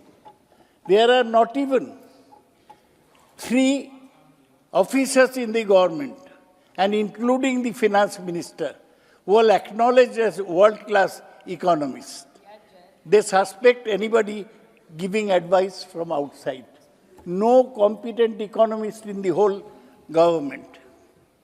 Sir, the finance minister did not mention rampant unemployment. She had not mentioned that 30,000 farmers and agricultural laborers had died by suicide, nor about women's low participation in the workforce. Sir, you may also have noticed that social sectors have received a cut. You are interested in education, sir? Cuts in the government was supposed to spend 1,16,000 crores on education, but ended up spending 1,08,000 crores. Similarly, on health, it budgeted an expenditure of 88,900 crores, but it actually spent 79,000 crores. Social sectors are being cut in this Adani Ambani government. Now, the core of course schemes meant for the most disadvantaged sections of society, such as SC, STs and minorities, have witnessed cuts. The umbrella scheme for development of scheduled castes budget is only 6,780 crores against budget estimate of 9,409 crores.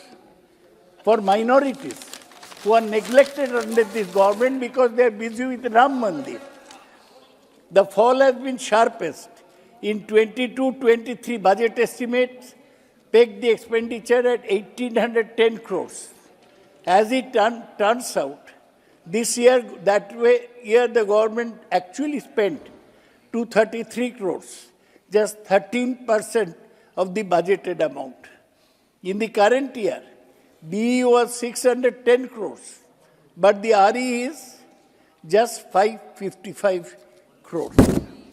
Sir, all the social sectors have received big cuts. Now let me go to something else.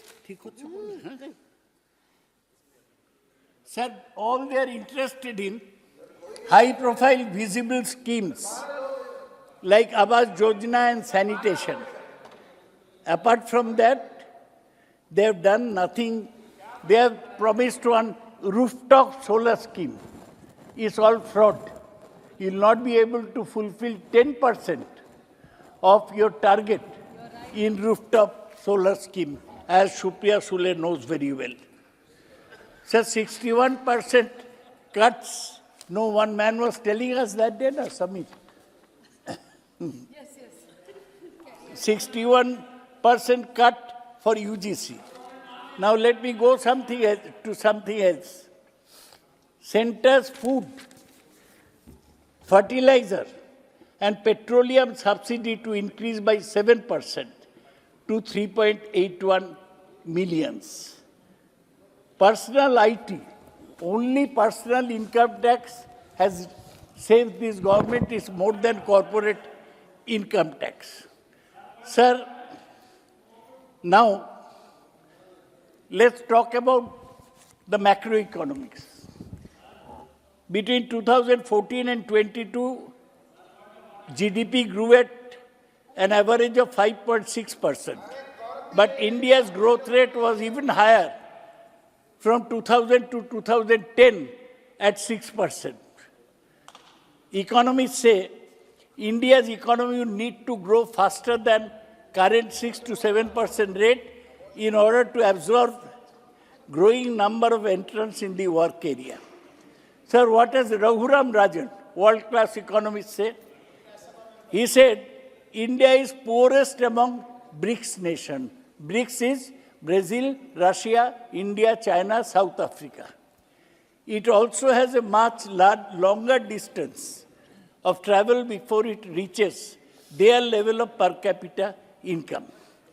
Growth has been good, but it has to be set in perspective. What is the per capita income?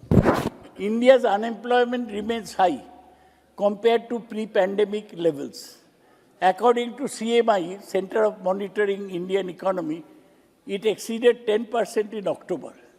Among young people aged 15 to 34, unemployment in the age group stood at 45.4% in 2023. Women's participation in the labor force is one of the lowest in South Asia. India's female labor force, ये नारी शक्ति बोलती है ना, कोई जवाब देने वाला है नहीं. हेमा मालिनी जी केवल है, वो शायद जवाब देगी. India's female labor force participation fell from 25% in 2014 to 24% in 2022.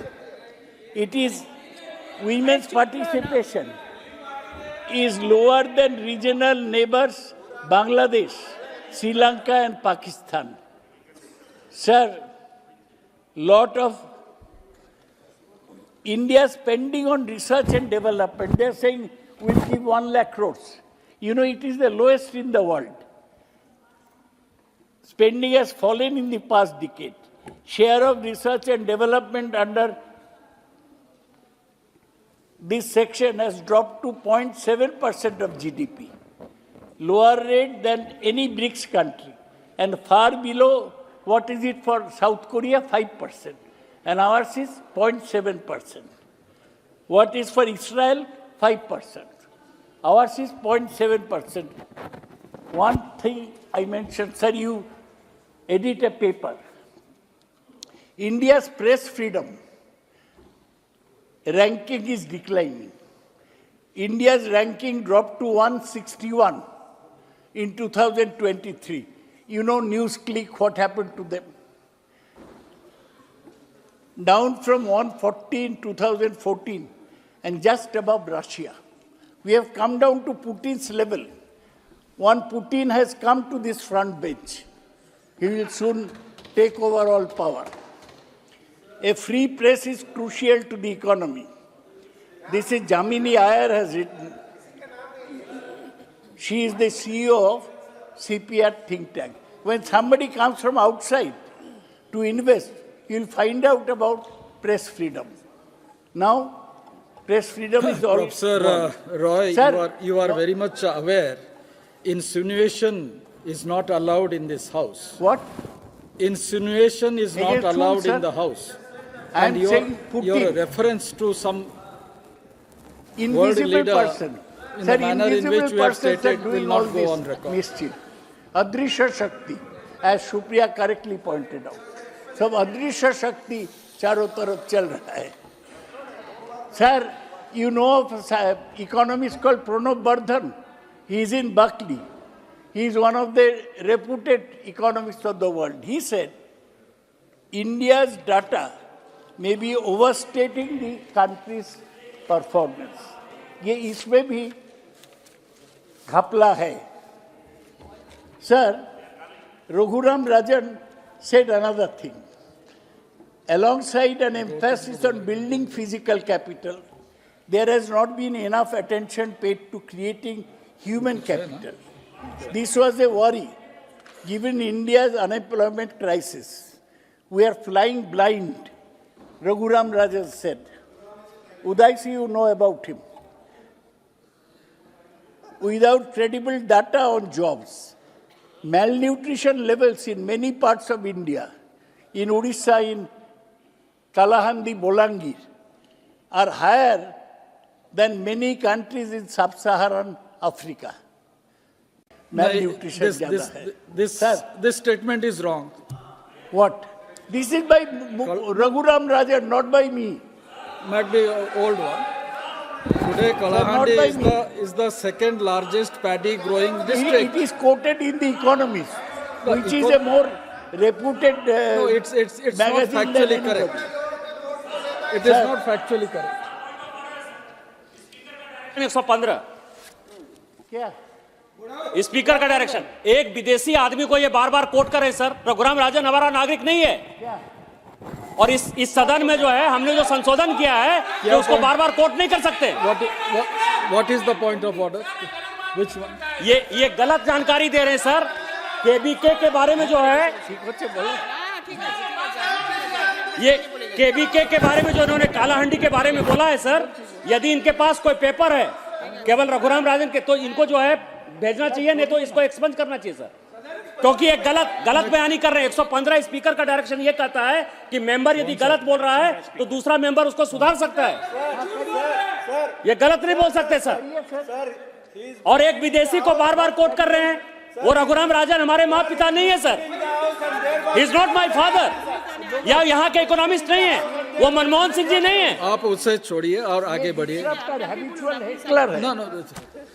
Sir, The Economist on November 13 said sluggish investment is holding India back. Investment as a fraction of GDP, which exceeded 40% in 2008 UPA. No. Is now This cannot go on like this, Professor. As per Barclays Bank. The money is not going into Babu, factories. something we have to follow the rules. You're saying something. We have to follow the rules. If you are quoting some statement, yes, then you have to place it on the record. Please. Just after this, I have the papers with me. The money is not going into factories, research or other parts of private business. 36.5% of banks but you are reading from sanctioned are for roads and bridges, and another 20% for power. For chemicals, only 2.3%. Chemicals is an index of countries' development.